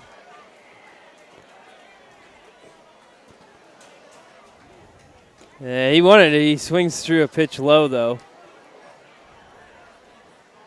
Another thing you got to watch out for here with Thompson is he hasn't really had much command. And if you go swinging out of the zone, you're going to find yourself, back in the bench. Go one way outside. Toddy's able to keep it, though, from going to the backstop. Ferguson, 286 batting average with the bases loaded, 7 at-bats. I mentioned the grand slam. He also had a bases-clearing double last week against Chillicothe. 1-1. Bouncer. Toddy's blocks it. Scott thought about it, but he'll stay put. Maglione on deck. Boy, he's had himself a night. Pair of RBI doubles. Case 1-2. Ferguson does have 3 home runs versus the Miners this season. Ferguson takes ball 3. Now you got to give him something. Yeah, you've got to think. You gotta try and put something there, but not something he's gonna be able to smash out. So probably a breaking ball. It'll be tough to sneak a fastball in. 3-1. He fouls it out of play. He did try to sneak a fastball by. It might have been a little bit high. That's why he got. That's what I thought. He got a little underneath. It went a little high, outside just a bit too. That made Ferguson kind of reach for that one. Full count here. Bases loaded and nobody out. Here's the pitch. Ferguson fouls it out of play. Ferguson hasn't hit a home run this season when he's fouled 2 balls off in an at-bat. Well, he's due then. But right? in full counts, he does have 1 home run. That was his grand slam, I believe. I think you're right.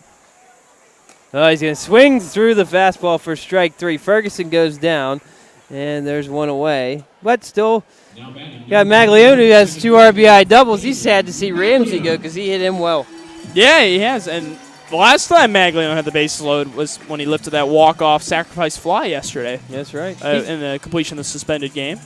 Another pitcher warming up for the Miners. Can't give you a number on him, though. But overall, Maglione, 125 average with the bases loaded over 8 at-bats this season, 4 RBIs. Yeah, with one away, Maglione ready to go. Here's the pitch. Maglione checks, takes the ball.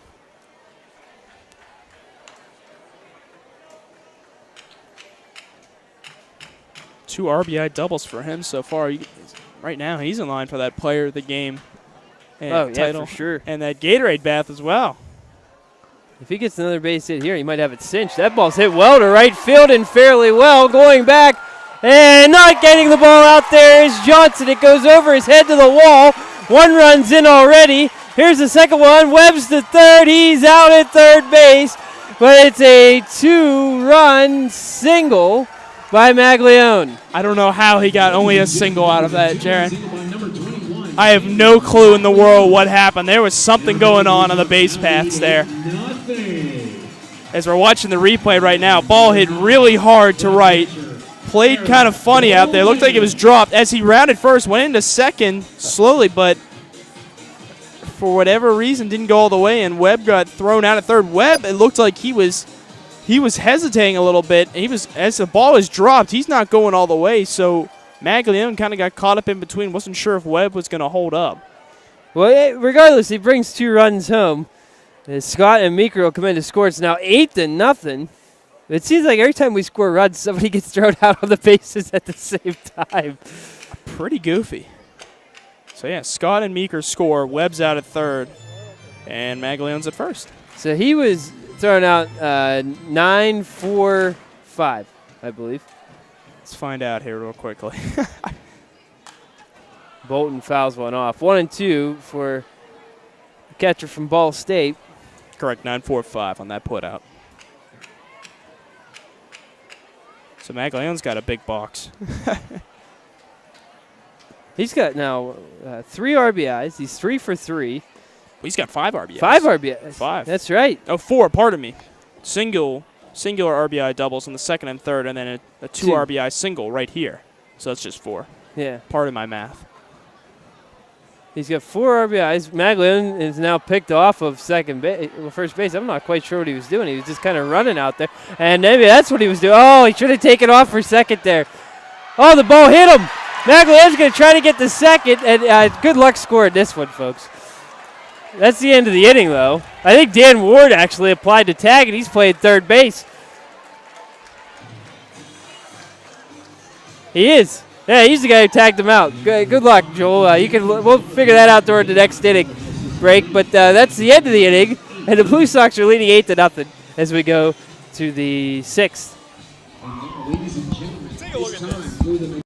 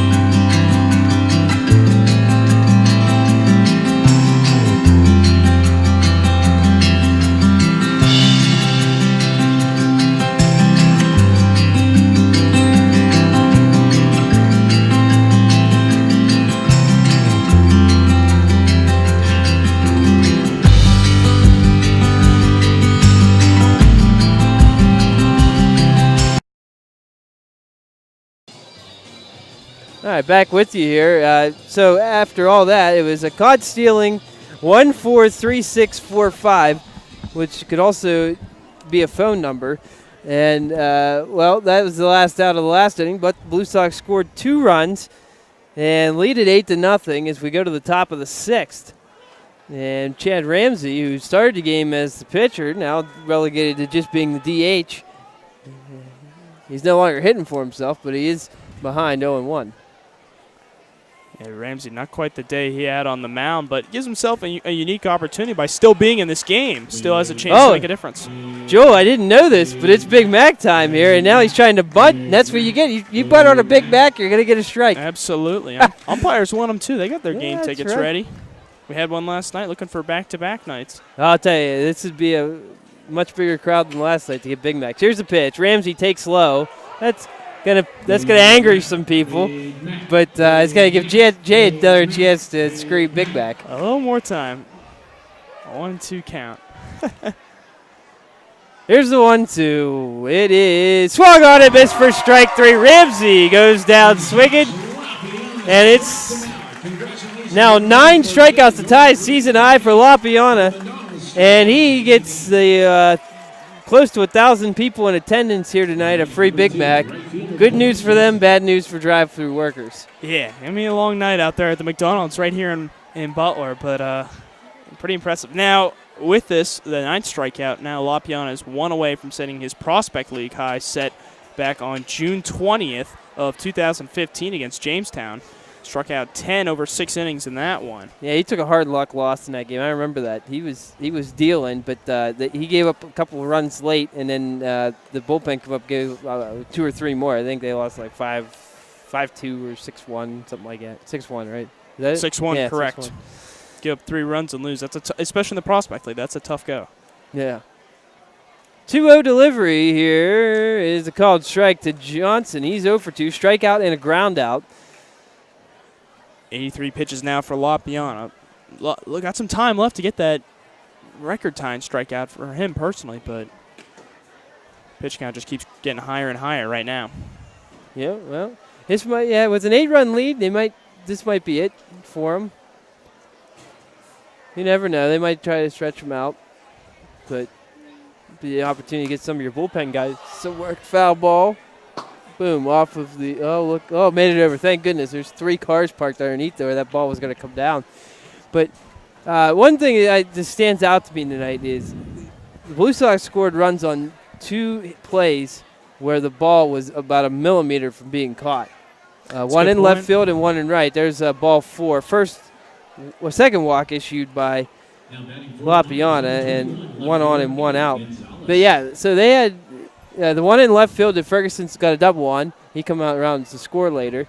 Was just barely off the glove of Gonzalez. And then in right field, Johnson, last inning, couldn't quite corral it wasn't for lack of effort on either part, but it just a game of inches. And then all of a sudden, they're getting runs. Gonzalez trying to drag bunt, but how is that a ball? He went through the zone with his bat. I'm not sure. A little surprising. Pulled back. He didn't pull back at all. Maybe, I don't know. I didn't think he pulled back either, but apparently he did. He was like going up the first base line. Well, anyway, it's 1-1. But like you were talking about, though, Jaron, with those balls, they were hit out to left and right, very catchable by both left fielder Eddie Gonzalez and then right fielder Colby Johnson. That's why a big reason I'm not a big fan of the error statistic or the fielding percentage statistic, because those are balls that they probably should have had, but they're not technically errors. There's a pop-up on the infield. James Meeker's got it at third base, 2 away.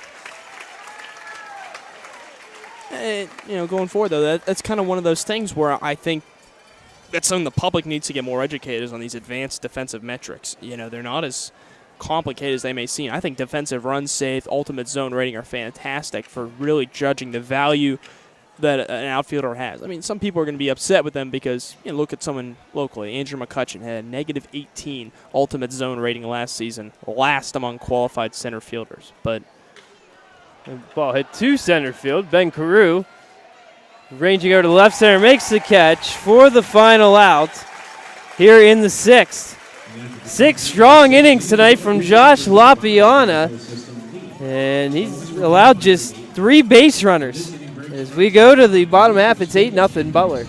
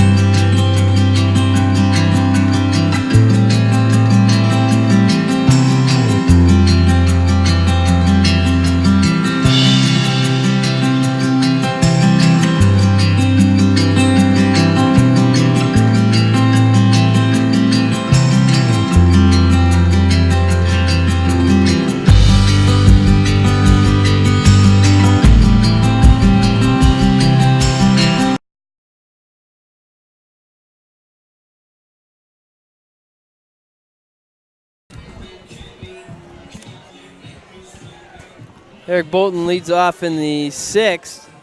Butler 8, and West Virginia nothing. Dexwin Thompson out there, line drive to right field. That's down, and it's past Johnson out there. Bolton's headed to second, and he'll be there with a stand-up double. And that was a leadoff double by number 9. One pitch, and already the Blue Sox in business here to start this inning. The 7th double of the season for Eric Bolton. Offense just keeps on coming here. That makes every Blue Sox player tonight has at least recorded one hit. There we go. They have 11 in the game. Ben Carew up next. Thompson checks second, comes home. Bouncer to the backstop, and Bolton will move up to third. Everything going the Blue Sox away tonight, Jaron. I mean, besides lining into a double play in the first inning, I think everything you could possibly have wanted since then has gone right for the Blue Sox. Action in the bullpen right now for West Virginia. Thompson looks out at third. He comes home. Carew with a little flare to center field, a base hit. Coming in to score is Bolton. It's now 9-0, and they just keep the train rolling here. Second RBI single tonight for Ben Carew. That's going to be it for Dexwin Thompson, I believe. Yeah, not too much of a surprise to see that happening. You know, good night for Ben Carew because he came into the evening hitting 200 versus West Virginia on the season, 2 for 3 on the evening, both of his hits being RBI singles. So good to see him having some good luck against the Miners.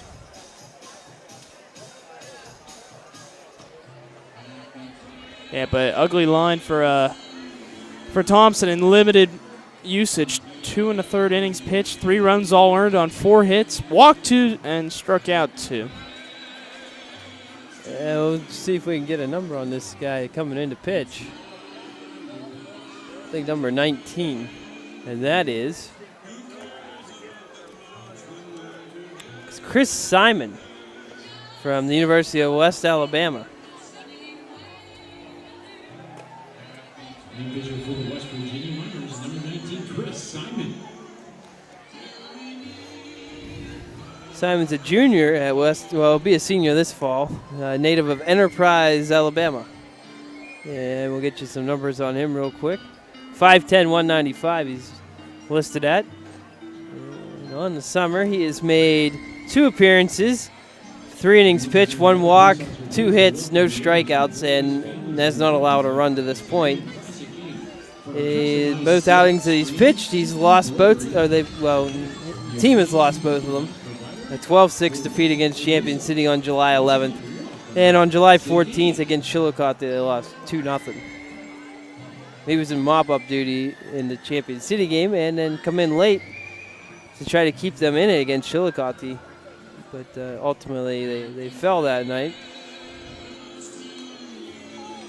Look at the spray chart for this game, Jaron. And boy, the Blue Sox really smacking them all over the field, but 3 singles on that right side in between first and second. Some of that's been going to the opposite field. We saw earlier in the game that happening a few times on the RBI single by Calvin Scott in the third, but then that's also left-handed batters just pulling the ball well. So I wonder if we'll see any adjustments from West Virginia defensively in that regard. Well, at this point, it's like putting a piece of gum on a sinking ship tonight. They're down 9-0. But one thing we said coming in tonight, John Hagan, not a normal second baseman, and they've taken advantage of that. It sure looks like that so far. Ball to the backstop. Simon's first pitch. And it just keeps snowballing here for West Virginia. Ben Carew will move up. At the plate is Tanner Murphy. He's 1 for 3, singled and scored back in the third.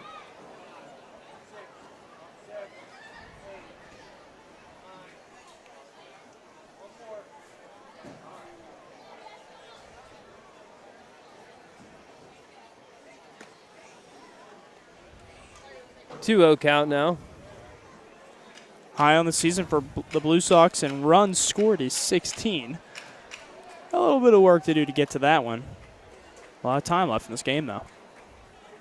Yeah, now the 2-0 delivery is almost to the backstop. Toddy's blocked that. Kind of a weird motion from Simon. He almost, I don't know, he has a lot of whip in his arm.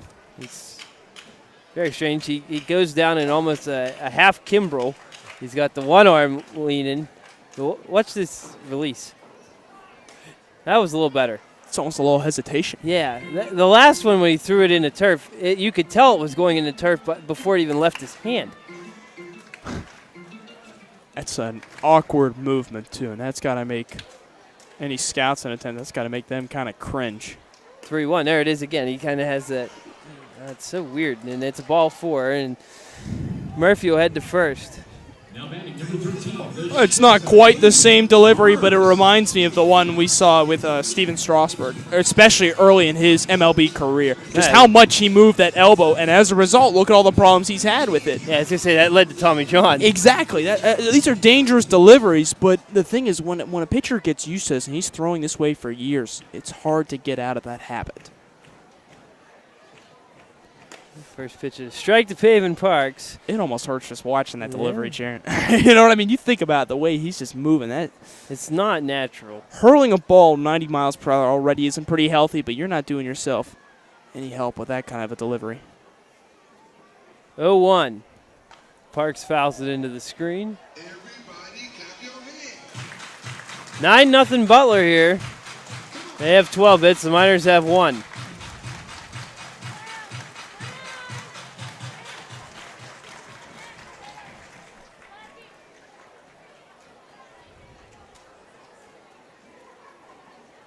Check of second. And the delivery. Parks, ground ball, pass Hagen at second. He really didn't make much of an attempt at it. And coming in to score is Carew. An RBI single for Parks makes it now 10-0 Butler. And that was an RBI single by number 13, the shortstop Pavin Parks. The Blue Sox now lead 10-0. Now batting number 8. Nice day for Pavin Parks now, 2 for 3.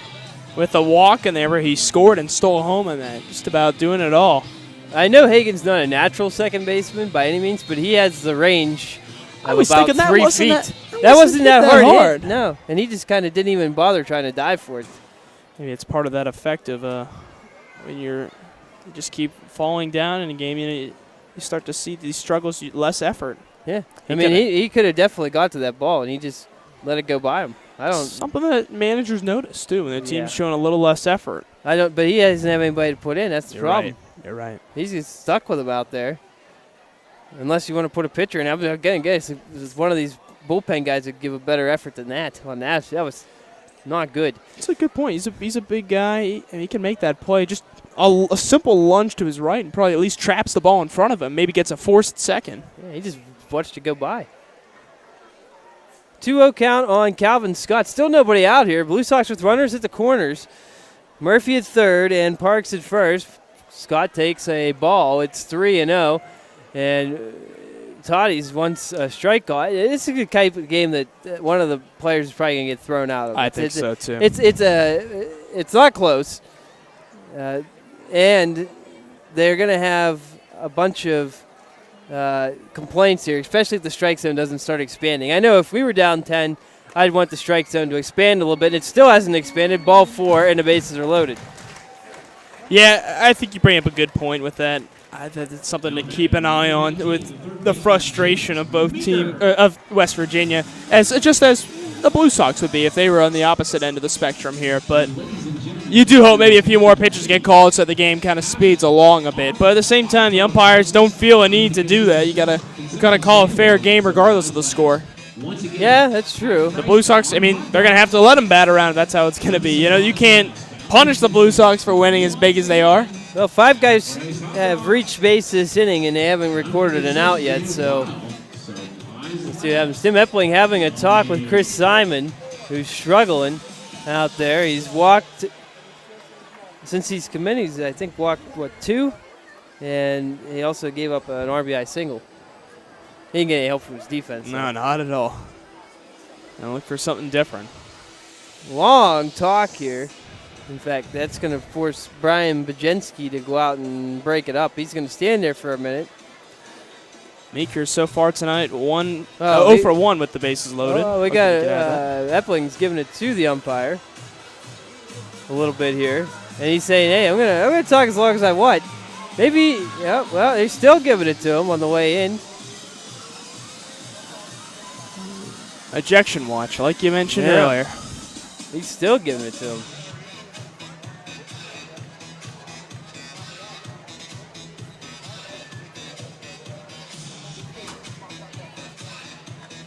Now batting number 19, James. So after all that's finished, here's James Meeker. Hitting 205 at-bats this season with the bases loaded now.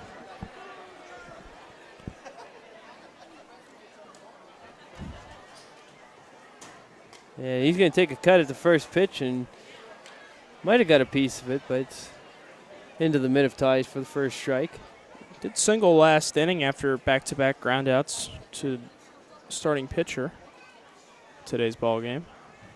Meeker, ground ball. Hagan dives for this one. He has it. Throw to first, and they get the out. But a run will come in to score. It's now 11-0 RBI ground out for James Meeker. A little better defensive play there by Hagan. And I think Hagan knew after that single, he probably, you don't want to think that he was thinking, I'll just let that one go by. I think he knew afterwards, I probably had a chance at that one. And he does a nice job there, keeping the ball in the infield and retiring Meeker over at first base. But the run does score, as you mentioned. Well, that brings up Christian Webb. Runners at second and third now as Scott is at third Scott's at second, Park's at third. Webb at the plate takes the ball.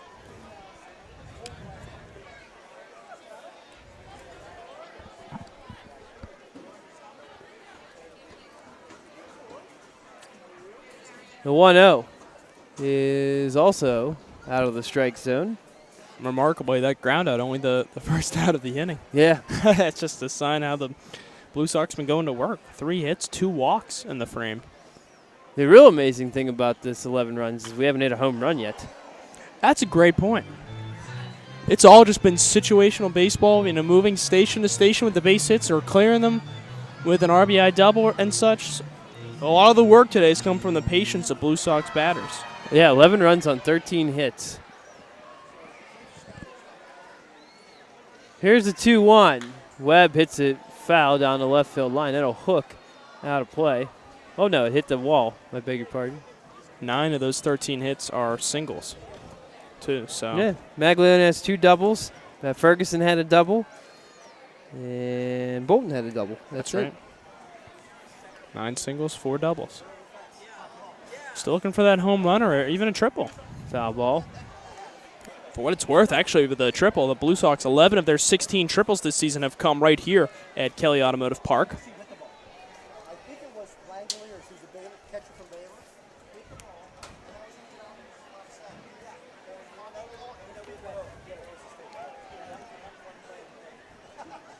Here's a 2-2 upcoming.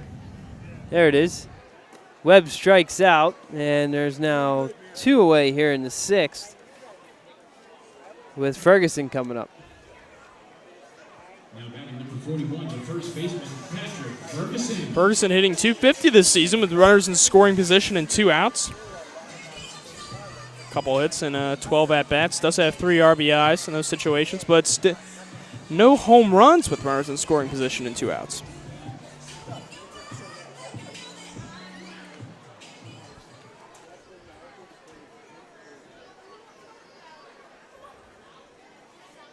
First pitch outside.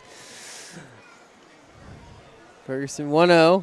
What's the chart say for that? No home runs in 1-0 counts. We'll have to wait another pitch in. Does have 2 home runs with 2 outs in an inning.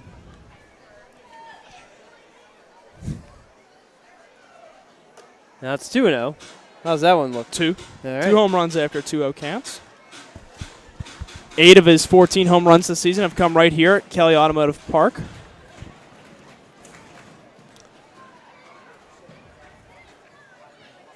See what he comes up with here, 2-0. Oh, he wanted it, but he swings through it.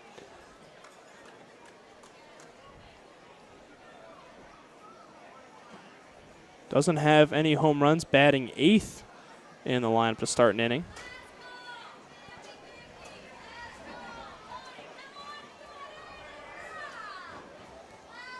2-1 fouled off into the net. So Ferguson evens the count with 2 home runs in this. He's got 1 on 3-2. That's our only 2 scenarios left. His best work has been he's got 3 home runs in the first pitch of an at-bat. But from there, kind of clumped. Fouled, what, 1 pitch off? Yep. 4 home runs after that. 2-2 outside. Full count now. Maglione on deck. Boy, he's had himself a night. He's, 3 for 3. He's driven in a quartet of runs. Good for back-to-back days with Gatorade showers, too. And Ferguson will chase for strike 3 to end the inning. Let the Blue Sox send 8 men to the plate and score 3 runs. We'll go to the 7th, Butler 11, and West Virginia yet to score.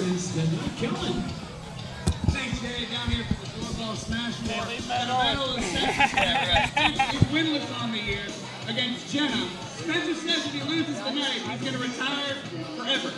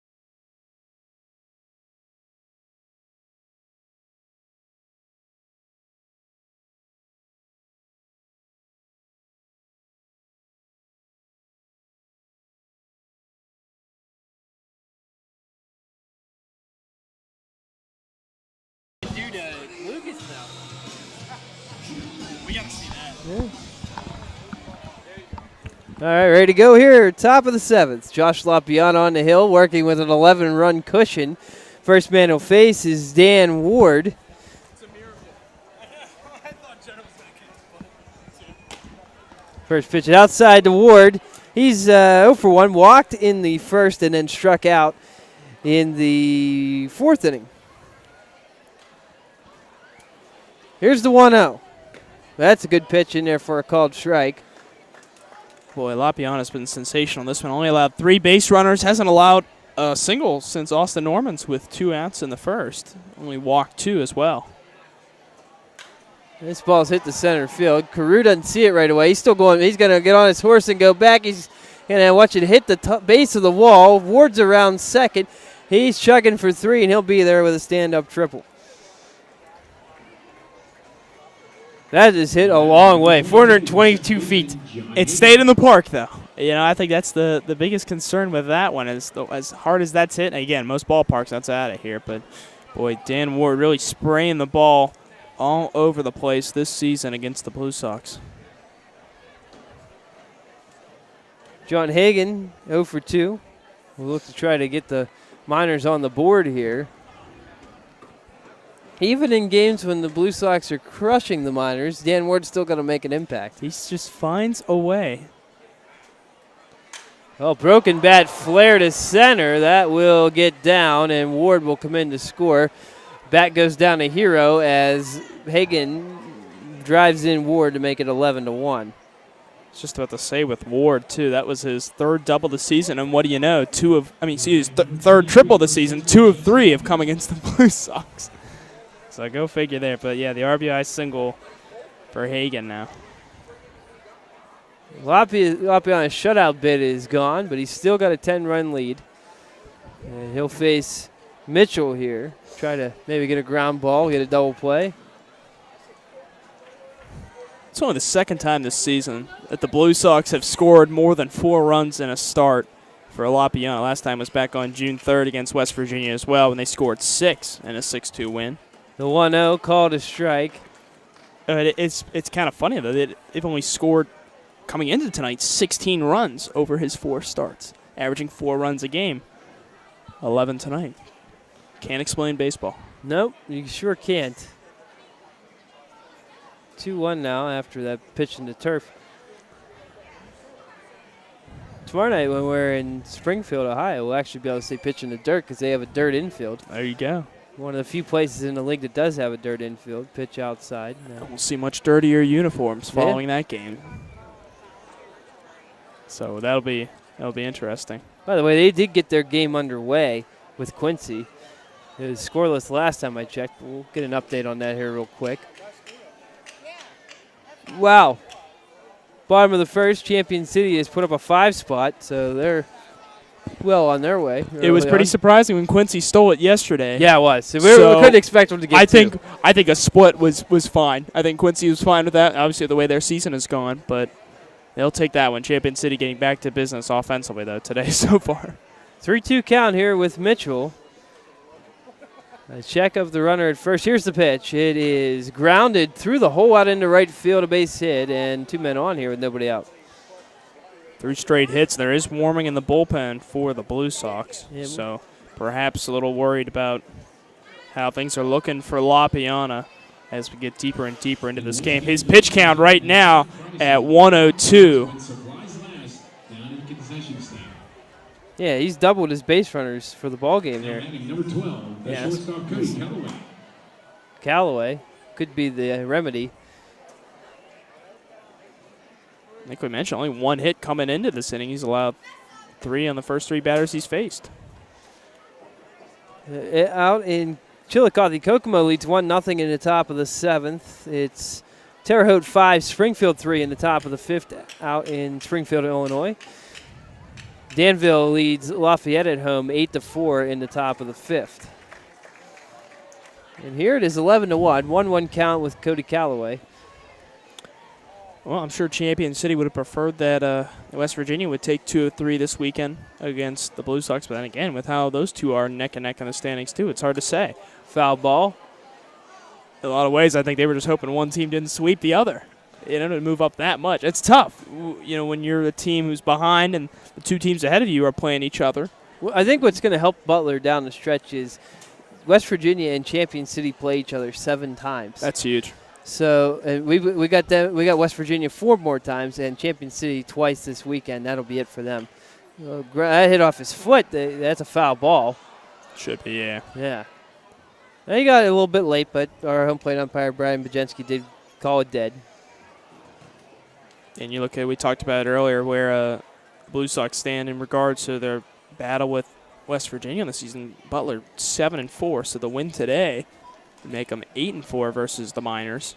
That would be huge. Yeah, and we play them 4 more times, so if we get 1 more win after that, we hold the tiebreaker with West Virginia. Which would be big going down the stretch if the standings continue to keep pace with what they are right now.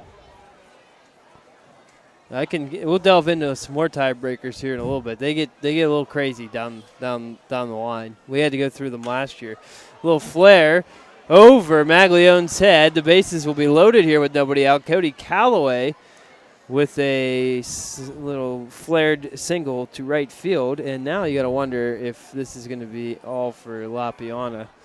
I know they got a 10-run lead, but man, you do not want to let these guys get any breathing. Why give him life? Yeah, why give him life in a case like this? La Piana's been sensational, but clearly this frame hasn't gone how he's wanted. So I'm with you. You play it safe. Plus, it's not like he's only thrown 60 pitches or so. His pitch count's well over 100 right now. So might as well switch it to the bullpen. And it looks like that is the move. Yep. We'll be going to the bullpen. We'll see who's coming out. It looks like Bryce Spack will take over. 106 pitches on the day for La Piana. He'll go 6+. He allowed 5 hits, but 4 of them came in this inning. Walked 2 and struck out 9. His line not final, of course, with the bases loaded right now. So he's going to have to get some help here from Spack coming in. And what makes things even tougher is that there's no outs in the inning and the bases are loaded. 1 run's already come in. So we'll see what Spack can do on the season. The left-handed reliever, Butler, keeping it with the lefties on the hill. He's 2-3 with a 6 ERA.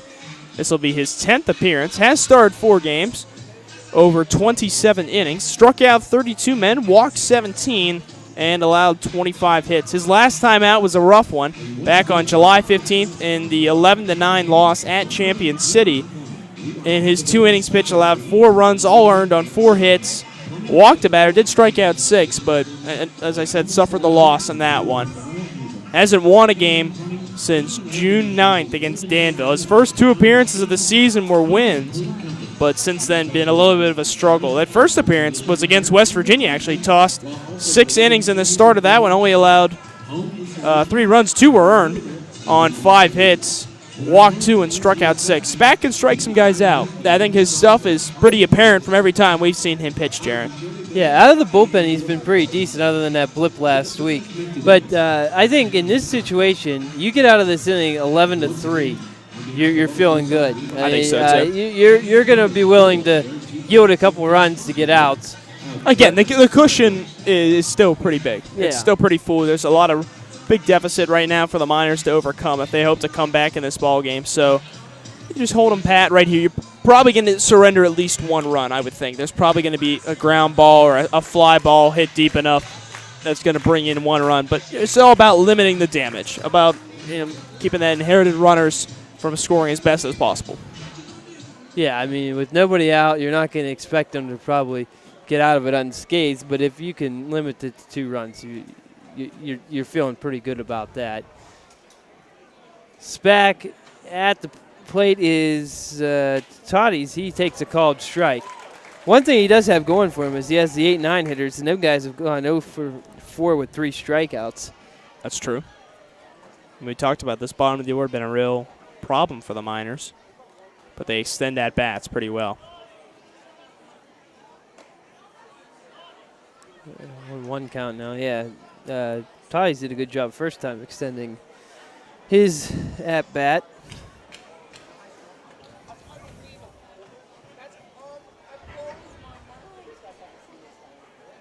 One delivery high. Spack looked like he might have let that one go a little bit early.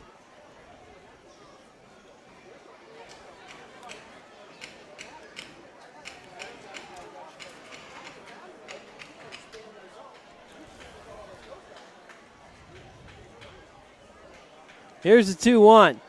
Swing and a foul tip.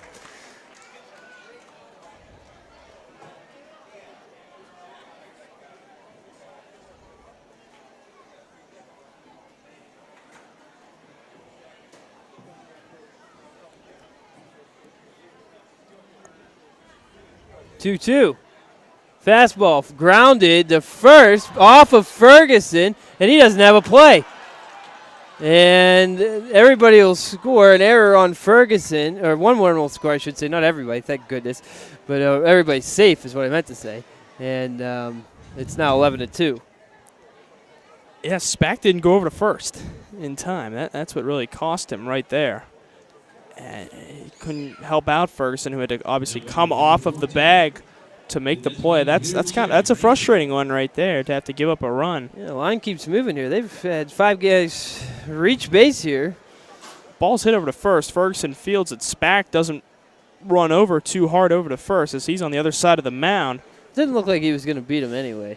But you're right. He should have ran it out. He's got to get over there and cover as soon as Ferguson comes off the bag. Or Maglione can't come off from second because he's got to worry about that runner going to second. So that's Spack's responsibility to get over there. 1-0 count to Ramsey, another left-handed hitter for the Miners against the lefty Spack. Here's the pitch. That's in there for a called strike.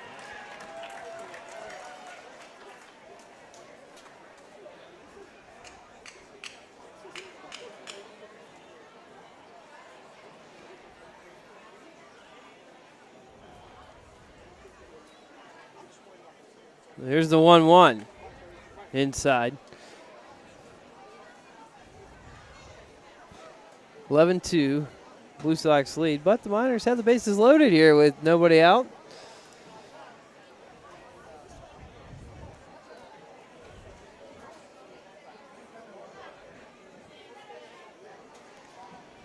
Ball popped up. That'll make it out of the stadium. Ramsey's a 400 hitter in 5 at-bats, but the bases loaded. Does have 6 RBIs in these opportunities. That's wow. Talked about he struck out twice in this game and didn't have the cleanest lineup when he started this game. 2 2/3 innings pitched, allowed 6 runs, all earned on 8 hits. So he'd like to do what he can at the plate to make up for that. 2-2 high, ball 3, and good. The last thing you want to do is walk a run in here. Yeah, that's the last thing. Just it's humiliating in a lot of ways. The pitchers hate to do that. You know, you want to make the batter have to hit the ball and play. You'd rather give up an RBI double than walking a batter, honestly, for your own morale. Forget about the scoreboard. Here's the 3-2. Swing and a miss. Strike 3. Got the first one. Here, a nice 3-2 fastball. Just reared back and threw it by him. Yeah, a show-me fastball right there. See what he can do. See if Ramsey could do anything with it, and could not. Goes down swinging the 3rd time today. Been a rough night for Chad Ramsey. All around. He's wearing the hat. He got the hat trick, and he also gave up a bunch of runs. For all the wrong reasons, he's got the hat trick. Got that sombrero lingering. Yeah, the old golden sombrero. And then if he gets 5, then he gets a platinum sombrero. Platinum? Yeah. I have never heard of that one before. Well, yeah, there was a guy for the Tigers that got it this year. I can't remember. It wasn't Cabrera. Platinum sombrero. Yep. 5 strikeouts of the game. Here's the 1-0 to Johnson. It's called a strike. Johnson hitless in 2 at-bats with the bases loaded. No RBIs either. He's 0 for 2, and I did walk his last time up. And the curveball, rolled a ball. Good pitch, though. Just missing on that. That's a good pitch for a 1-1 count, just on the outside edge. Got to be careful, of course, the location of those breaking pitches, especially a curveball, with how much time that spends in the air, but good spot. Couldn't get the call, though. Ooh, Johnson tries to swing.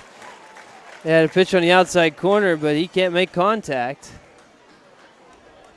Love seeing that. Bat missing the ball on a good pitch from Spack there. Now he's in a good spot here. Like we said, important to get this out if you can via the strikeout, so it's not a sacrifice fly or a ground out that allows a run to score. 2-2. He got him outside corner, chasing.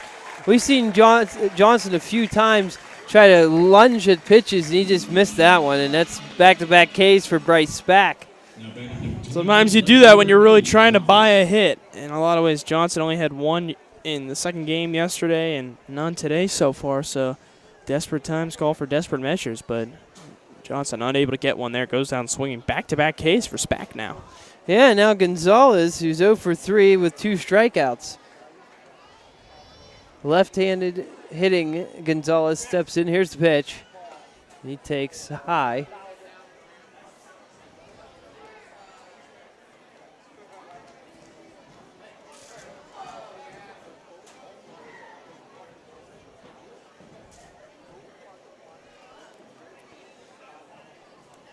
.1-0 upcoming. Here it is.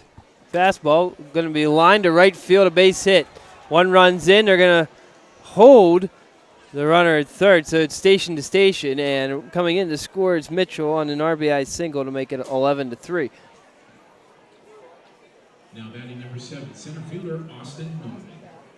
And I understand why you would hold that runner, because, man, if he gets thrown, it's Callaway. If he gets thrown out at home to end the inning, then you're leaving your best hitter sitting there without an opportunity with the bases loaded. Absolutely, and that's great base running decisions by the Miners, especially because you might as well. You got Ward on deck, who led the inning off with a triple too. Spack against Norman. First pitch fouled off. And then on deck you have Dan Warden. If Norman gets on, the Miners will bat around here. What a strange game. They're down by 8, but they have a chance to bat around this inning. They do, and it still might not be enough. It's an 8-run deficit right now, a little bit closer, but Still ways to go, but could get big help here with a big hit from Norman. Here's the pitch. Curveball, swing and a miss, strike 2. Back-to-back curveballs that Norman's been ahead of on them, hoping for a fastball, and then you see him kind of just dancing away with the bat flailing off to the side.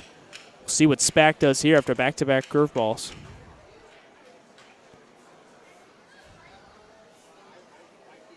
Oh, 2.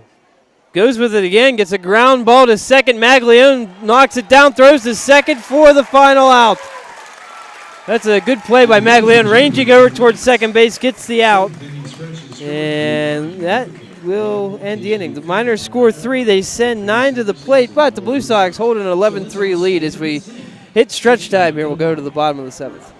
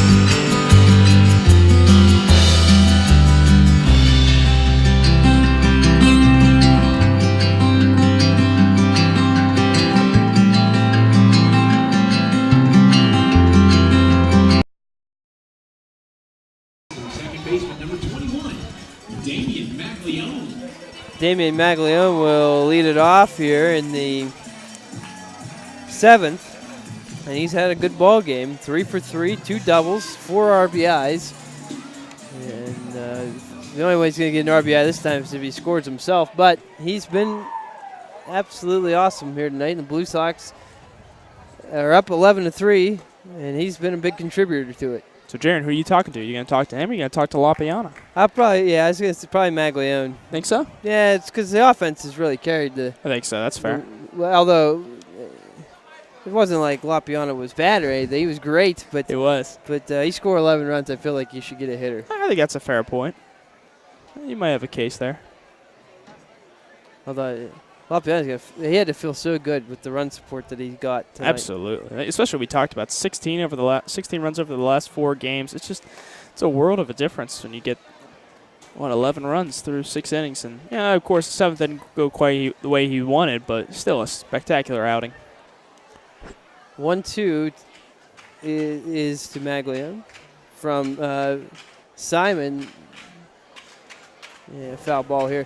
Simon, we were talking about last inning, but it's herky and jerky, and it's sometimes cringeworthy. Like I said, it's tough to watch. The way his elbow moves, it's not the way most guys are taught to throw.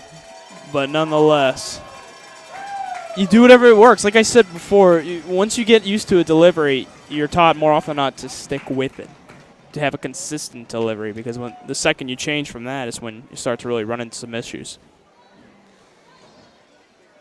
1-2 outside.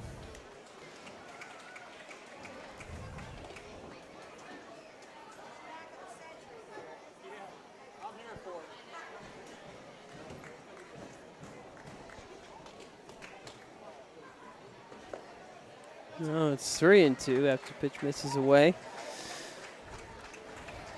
For what it's worth, Maglione, a 138 hitter, when leading off innings. Last 3 times he batted in this game was in the middle of the order. Actually ended the 5th inning with a caught stealing. Another good foul by Maglione. He seems to be locked in here. It's a different approach, it looks like, for whatever he's got going. It's working. Yeah, even yesterday he was solid. And he's raised his average up probably, 20 points? Yeah, came tonight? in hitting 232. Like you said, with 3 hits, now the walk. It's going to help him out big time. Now batting number 9, the catcher. Leadoff walk brings up Eric Bolton. Ladies and gentlemen, last call for alcohol. Last call for alcohol.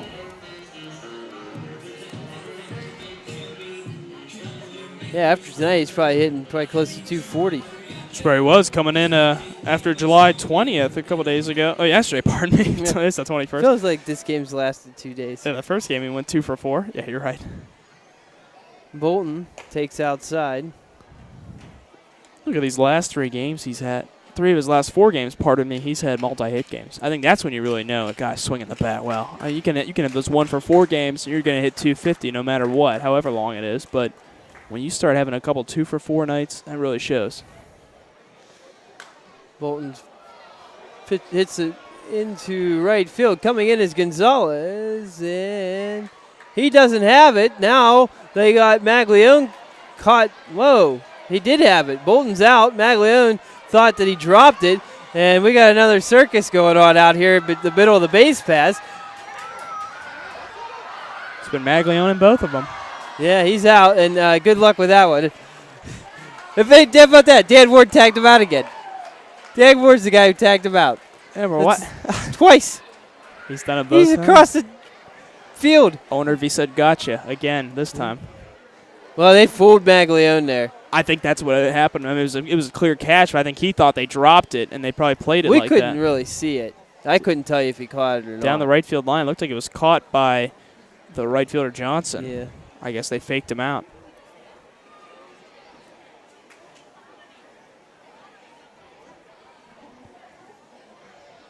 A good old. Now batting number 17, the center fielder. We'll wait to see what that was. The official report on the throwing out Maglione. Yeah, Pat's still working on it in there because it hasn't updated on point streak yet. Well, here's Ben Carew.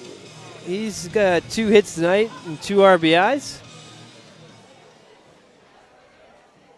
Okay, you ready for this? Here we go. For those scoring at home, well, never mind. It just says it just has 2 parentheses as if he gave up. Most likely. He waved the white flag on that one. We'll wait to see what happens after the inning ends. Carew takes a strike, 1-1 to count. Put out 9-3-4 is what we've got on the official scoring. That ain't right. I think it was a few more than that. It was 9-3-4-5-8-2-1-7-13. 2 and 1 got in there. You think catcher and pitcher got Yeah, out there and yeah. helped? Left fielder came in. It was a circuit. They would just throw the ball back and forth. He was running in between them. That's like we said though 2 innings ago. Same guy. Yep. Ground ball right back to Simon. He'll throw out. Well, almost threw it away, but they do get the out at first. And that will end the inning. And now, ladies and gentlemen, our last on-field contest of the evening, the 11th frame NASCAR race. Take it away, Kellen. Okay, we'll go to the 8th here with Butler leading 11-3. All right,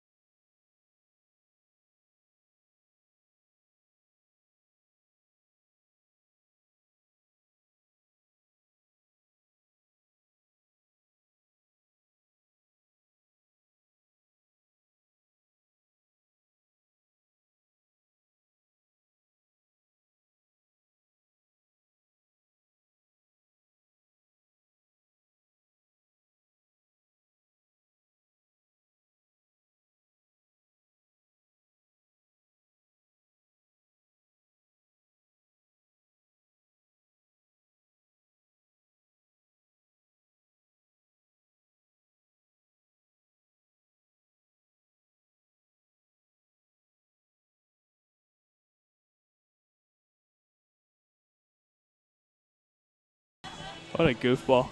Now batting number 6, the third baseman, Dan Ward, is now at the top of the 8th inning. Top of the 8th inning here, as you just heard Jay say. Dan Ward at the plate. Tripled and scored his last time up. He'll face Bryce Spack here with the Blue Sox leading it 11-3. And he'll take a called strike here. Ward hit the dead center. Ball traveled about 423 feet. It hit off the warning track and then off the base of the wall. That's one of those, if we could get a speedy guy to hit to there, we might see the first inside the park home run ever. If that would be the spot to do it. At least on the Blue Sox, I'd say if it's Marcanja or Carew hitting it there, they're in there to score. I would say Marcanja, Carew, Scott. Scott too, yeah, great point. Maybe Maglione. Maybe Tanner Murphy. Murphy, yep. You gotta get the right player. Parks, maybe. There's a fair amount of speed on this team. Gulikowski, possibly. Be tough. The only guys I'd rule out is probably Ferg, Bolton, Webb. Webb, yeah. There's a chopper to third. Meeker's got it. Throw to first, and there's one away. It's a solid pick over there by James Meeker.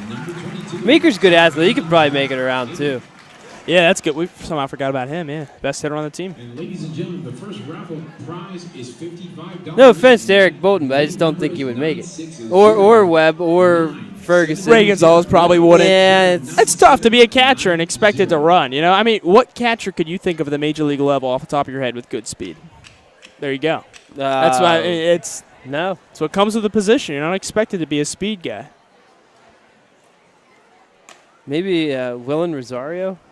Maybe. But he wouldn't. But even that. He didn't last. A pitch away to Hagen. But, yeah, it's like a rare thing. I'm trying to think. I mean, I'm sure Pirates fans would say Jason Kendall. Yeah. But even that might be a bit of a stretch. He was faster than most catchers. Yes. Not exactly a plus speed guy. Ball lined to right field. That's a base hit. Calvin Scott will get it back in, but Hagen's got a one-out single. And once again, ladies and gentlemen, our first raffle ticket prize money is $55. Mitchell at the plate. No. 960-9790. 960-9790. As the Miners trying to get something going for the weekend, they head down to home to play Chillicothe. Just get a little positive feeling with the bats. You don't want to walk out of here. Now batting number 23. I've seen the way the Paints have struggled, of course, with the Blue Sox. Only one win against Butler. They've done well against Chillicothe or West Virginia. Chillicothe has done well against West Virginia. They took 2 or 3 of them last week. Yeah. Bouncer in here to Mitchell. Paints are 7-5 actually versus the Miners, so they have a winning record against them. Is pretty impressive. Yeah. We could use another win or two this weekend out of them. Would be nice, yeah.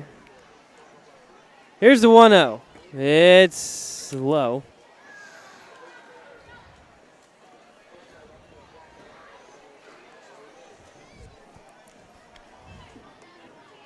Good time to probably start thinking about these standings a bit, Jaron. As we talked about before, and they're in the top of the second right now. Champion City leading Quincy 5-0, and of course it's 11-3 right here.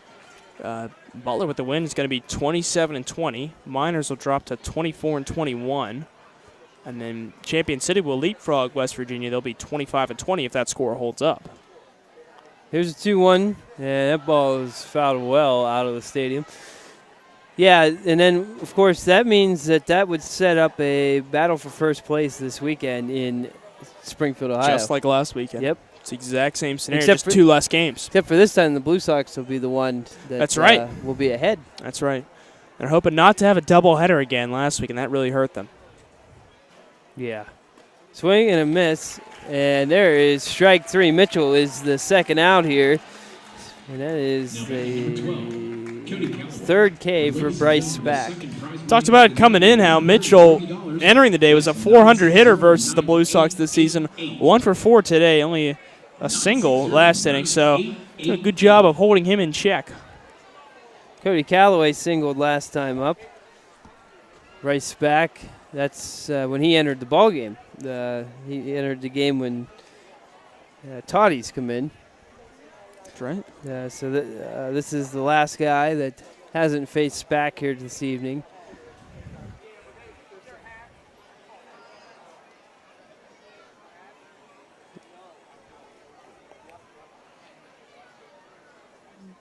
And a long delay. Here's the 1-0. Chopper into the net.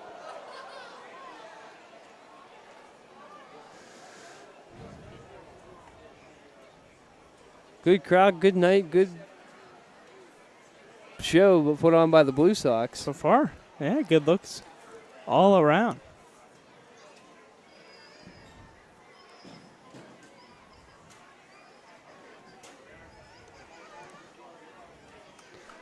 Bouncer into the turf. Jaron, I just looked it up here. This will tie a season best unless the Blue Sox get some more runs for most runs scored at home by Butler. They won 11-5 against Chillicothe on the 12th of this month. I think their most this year was out in Danville. I believe you're correct. Swing and a miss. It snapped at first. It bounced down the line, but thankfully Ferguson was alert and able to keep it from going to right field. You're right at Danville back on June 10th, a 16-14 victory. Yeah, they went for 2 and got it and got the win. Yeah, got the 2-point conversion was successful. Would have been twice it would have been successful then. Wow. Yeah. Pittsburgh Steelers method of recent years. Mike Tomlin. Swing and a miss by Callaway. He strikes out and the inning's over. SPAC with 4 Ks. And the Blue Sox will keep their 11-3 lead as we go to the bottom of the 8th. The Butler Blue Sox presented by the Butler Health System lead the West Virginia Miners 11-3.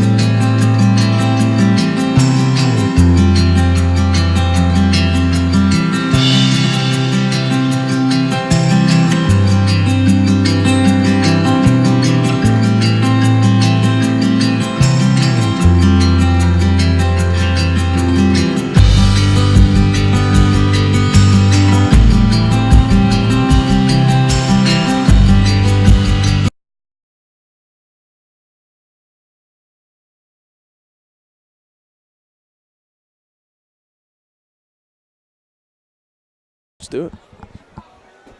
All right, here we go. In the bottom half of the 8th inning, Blue Sox 11 and West Virginia 3. Murphy is at the plate. Simon still on the hill. Gets a strike across.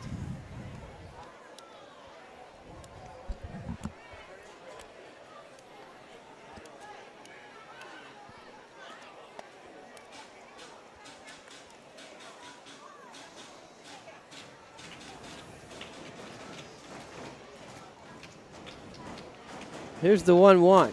That ball's hit the right center, and going after it is Norman. He cuts it off in the gap for the first out. Now batting number 13, the shortstop, Pavin Parks. Blue Sox are still looking for that first home run of the evening. As we said before, it's pretty remarkable how well they've been able to just play the station-to-station baseball, doubles with runners on, situational hitting, the singles as well. But just, I mean, you're not going to complain when you've got this kind of a lead, but it is surprising. Yeah, 13 hits. You would have thought one of them would have left, but ball hit the left center, and that one is going to get down in the gap. Cut off nicely by Gonzalez, but his throw will be well late. It's going to be a stand-up double for Pavin Parks, and he's got his 3rd hit of the night. Parks. Now batting number 8, right fielder Calvin Scott.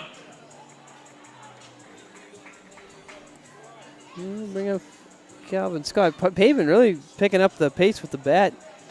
Fantastic job today with the bat, as you mentioned. Yeah, the 3 hits, walked as well, 1 RBI.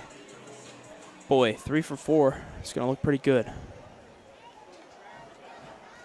Calvin Scott has walked his last 2 times up.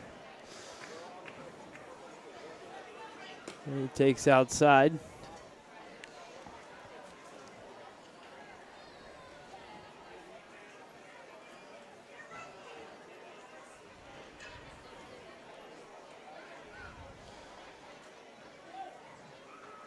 Here's a check a second. Here's the pitch. Scott tried to check his swing, but goes around for a strike.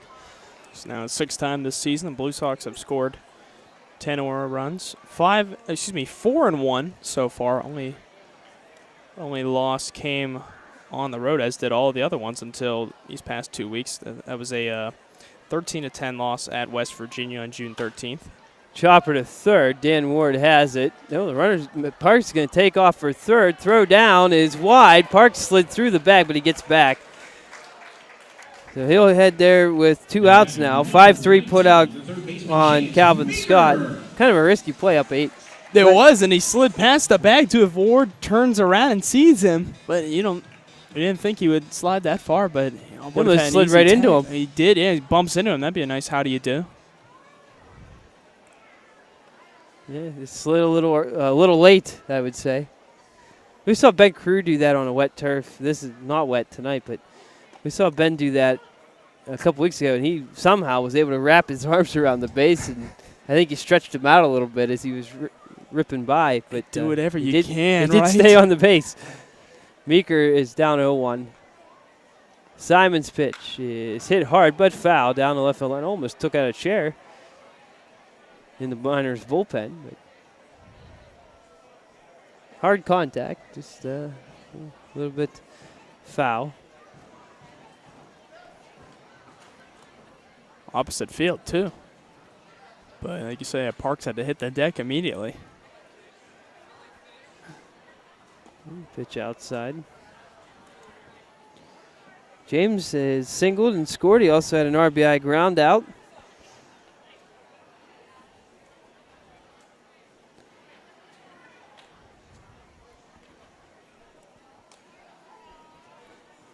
Here's the pitch. Meeker watches the bouncer. Tatis has it bounce between his legs, but Parks stays put.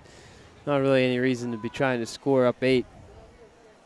If he gets a base hit, then yeah, come on home. Yeah, right.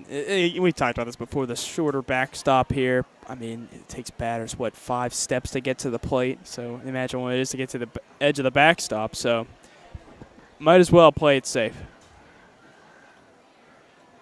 2-2, swing and a miss. Meeker strikes out to end the inning, but the Blue Sox will head to the top of the 9th, enjoying an 11-3 lead. If you can take out your Adidas scorecard, I will announce the winning number.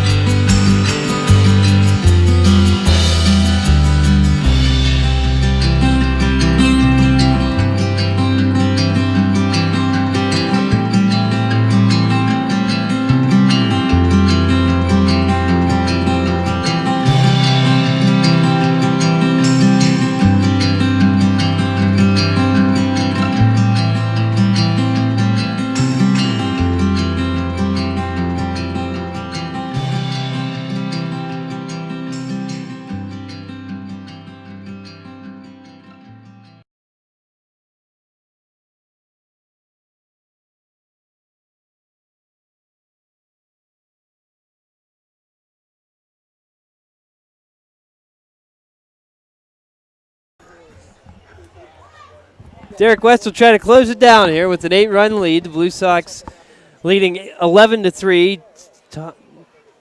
Toddy's leads off, and he takes the ball from the Pitt product, 6'6", 225 right-hander. No record on the season, 5.06 ERA. This is his 5th appearance. Tossed 5 1/3 innings so far. 7 strikeouts, 3 walks, 3 hits. 2-ball count now. First appearance for West against West Virginia this season. Oh, he gets the fastball by him. I just got good life on that fastball. Got word from Kellen that things have changed out in Champion City. Oh, boy. It's 7-5 Kings. It was 5-5 a minute ago. And the pitcher from Quincy had a no-hitter going. He had allowed 5 runs. He had walked 10 batters. My goodness. He was, make that 11 now. He has given up 1 hit. He's walked 11 batters, struck out 2, has given up 7 runs. Foul ball off of Bolton. Ouch. Hope he's all right. 11 batters walked, though. My goodness. Here comes Cody Harold out of the dugout, along with the trainer. Gives him he the says thumbs he's up. Okay. I think he just may have stunned him a little bit. But you can't be too careful. Worth a check. Worth a check. Yeah, for sure. Something that simple. I mentioned West on the ends of the day for Bryce Spack. He's tossed 2 scoreless innings. Only allowed 2 hits. Struck out 4. 2 of his inherited runners, 2 of the 3 inherited runners did score of note. So his ERA is going to go down, but I mean, again, it's another reason why you can't expect ERA to be an ends-all, be-all average statistic, really. I've never seen a guy give up 11 walks in a game. I can't believe he's still pitching for Quincy. They must be short on arms. Ball popped out of play. 11 walks. 3-2, yeah. Who's leading Champion City in walks right now? That's what I want to know. Well, find out. I got to flip it over. 11 walks. My goodness. Yeah, 4 different batters with 2 apiece. Yeah. That's incredible. In fact, there's only 2 guys on the team that haven't walked. There's a walk here. Toddy's will reach to lead off the 9th. What does that say about their patience if you got 2 guys who haven't walked against the pitchers who's walked 11? Cruiser, on the other hand, for Champion City is allowed 5 runs on 5 hits. So at least he's given up hits to give up runs. Oh, he did. Yeah, he's gone. And they brought in another Martinez. Hopefully he doesn't walk as many guys. Oh, boy. But there's still a long way to go there. It's only in the 5th inning. Or no, it's only in the 2nd inning. 7-5 ball game. When did we say that started? About an hour ago? Yeah. Bottom of the 2nd inning right now. So they'll have a late finish. Maybe that'll help us out. Keep going an eye out on there that tomorrow. one. Swing and a miss. So actually, I beg your pardon. It was a foul tip according to our home plate umpire, Ben Bajensky. 1-1. West with that good fluid delivery and a really good fastball. Here's the pitch. Fastball, swing and a miss. Ramsey, he's looking at 1-2. He's got 3 strikeouts. You know, it's just thinking of golden sombrero time. Thinking about it. Never a good sign. It's another case. When a hitter tells you he's not thinking about it, you know he's lying. When you're on the hook to be a losing pitcher, and you get a golden sombrero in the same game. There it is. Strike 3. West Ramsey, a night to forget. 4 strikeouts, and he had the he's going to take the loss on the hill.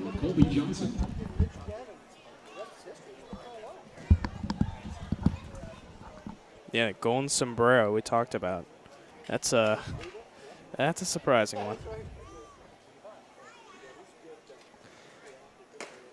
Strike call.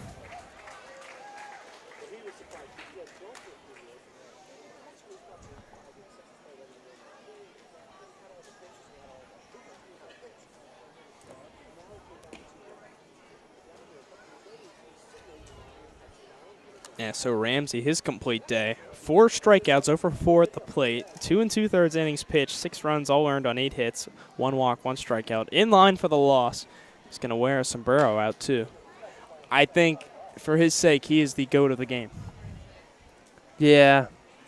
Yeah, it's a fair point. Johnson is ahead 2-1. He's had 2 strikeouts now. He did reach on a walk in the 6th. Takes a ball, 3-1. I don't think West has thrown anything other than a fastball yet. That's his primary pitch. It works as a reliever, but usually you're only going to see guys like that go for 1 inning. We saw him throw a few curveballs the other night. He's coming back from that injury, so exactly. A lot of times they tell you in that rehab, you're throwing fastballs first. Pitch outside, ball 4. Yeah, I think we talked about this a few broadcasts ago. Yeah, about the you don't want to get into that motion of the curveballs just yet. It's all part of that recovery.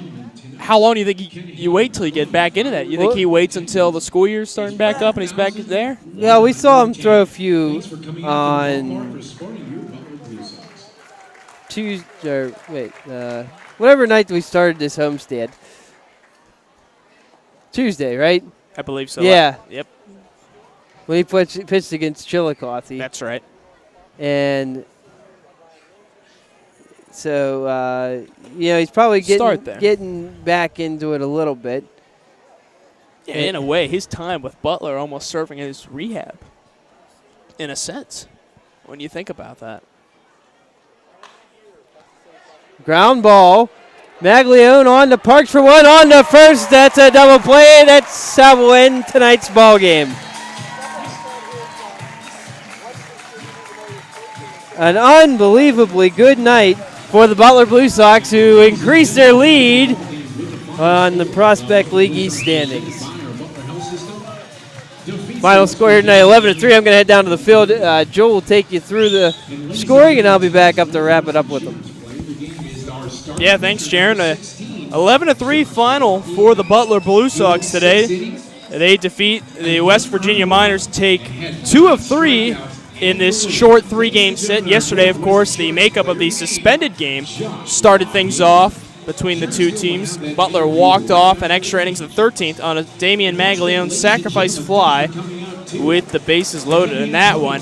And then right after that in the evening, the Miners shut out the Blue Sox 2-0. But today, Butler responds with an 11-3 victory. The 11 runs scored by the Blue Sox today match a season high at home. That was back on July 12th. They scored 11 in an 11-5 victory over the Chillicothe Paints. This is now the 6th time this season that Butler has scored 10 runs or more, and they improved to 5-1 over that time. Big victory for the Blue Sox all around. They got it all going tonight. Offense, defense, got a lot of scoring to recap down the road. Stay tuned for our full game recap on ButlerBlueSox.net later this evening. But player of the game, who Jaron Steele is about to go speak to on the field, was tonight's starting pitcher, Josh LaPiana. Tossed 6 innings, allowed 3 runs, only 1 earned on 5 hits, struck out 9, and walked 2 as well. This is the 4th quality start of the season for LaPiana in his 5 starts. He's been sensational, to say the least. Blue Sox coming into tonight had only scored a combined 16 runs in his 4 starts previously, but then tonight scored 11 for him. Lights gone off here at Kelly Automotive Park. Fireworks about to get started. Jaron speaking with Josh LaPiana. We mentioned a fantastic outing for him. He came into tonight with a 1-1 record and a 1.50 ERA at home.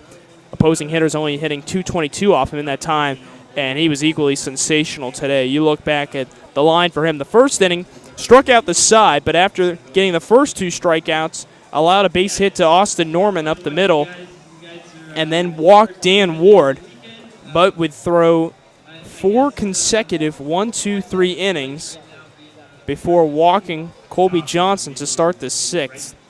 That was a long stretch. 14 consecutive batters retired. It was a sensational effort all around for LaPiana, but then in the 7th he ran into a little bit of trouble, allowed a leadoff triple to Dan Ward, an RBI single to John Hagan, another single to Justin Mitchell, and then another to Cody Calloway, and then after that, LaPiana's night was done. Bryce Spack came in, allowed 2 of his inherited runners to score, but that would be all that the Miners would do. They struck 3 times in the 7th, but the Blue Sox are the ones who get the bulk of the offense. Effectively ended this game in the 3rd with a 4-run frame in that one. They also scored 2 in the second, 2 in the fifth, and 3 in the sixth. Jaron Steele rejoining me. That's the first time I've ever been cut off of an interview on the field. But whatever, hey, it's all good. We're doing a good job out here. Blue Sox winning 11-3 and moved 2 games ahead of West Virginia. Of course, a long way to go in Quincy tonight. Who knows how that could end up? That could be 30-25 by the end of that thing. And Joel, it's been a fun season, and we're going to leave you here this weekend. Unfortunately, Pat and I are going to take over. But we'll have you back next weekend when we have 4 games at home with Danville and West Virginia. But really, Josh LaPiana, last time he pitched here was on a fireworks night against West Virginia, and went pretty similar to tonight. That's pretty fitting then. That's extremely fitting that it ended the way that it did. Yeah. When you think about it, LaPiana and fireworks going together like the red, white, and blue in a lot of ways. Some things are just meant to go together, and that's been the case. But yeah, LaPiana was fantastic. Yeah, he really struggled a little bit in that 6th inning. The 7th inning. I apologize, where he allowed 4 straight hits to start the inning. But his pitch count was pretty high. But no doubt he was dealing with 9 strikeouts, tying that season high for him. He looked fantastic, and it was just fun watching him take the mound. After every inning, he had 13 in a row tired before that walk in the 6th. It was a really exciting seeing what he was doing out there. Just fantastic effort for him. Exactly what the Blue Sox needed after using up a decent amount of pitchers the last few days. Yeah, it's and it's once again you go look up and down the lineup. Everybody contributed, and that's basically the key so far to this whole deal. As everybody's doing a great job, and man, it's been fun. Well, yeah, 4th win of the season ties the team high with Coward. Yeah, so we'll be tomorrow night in Champion City, 7:05 game time. When the Blue Sox travel out there, we're going with them, our lone road trip of the summer, unless, of course, we do make the postseason. But I want to thank everybody for listening out there tonight, and we'll do it again tomorrow, 7:05. Joel, good job as always. Thank you. Matt, good job as always as well. Thanks for listening. Final score, Blue Sox 11 and West Virginia 3. Blue Sox improve to 27-20 while the Miners fall to 24-21. Thanks, everybody out there, for listening. We'll talk to you tomorrow night.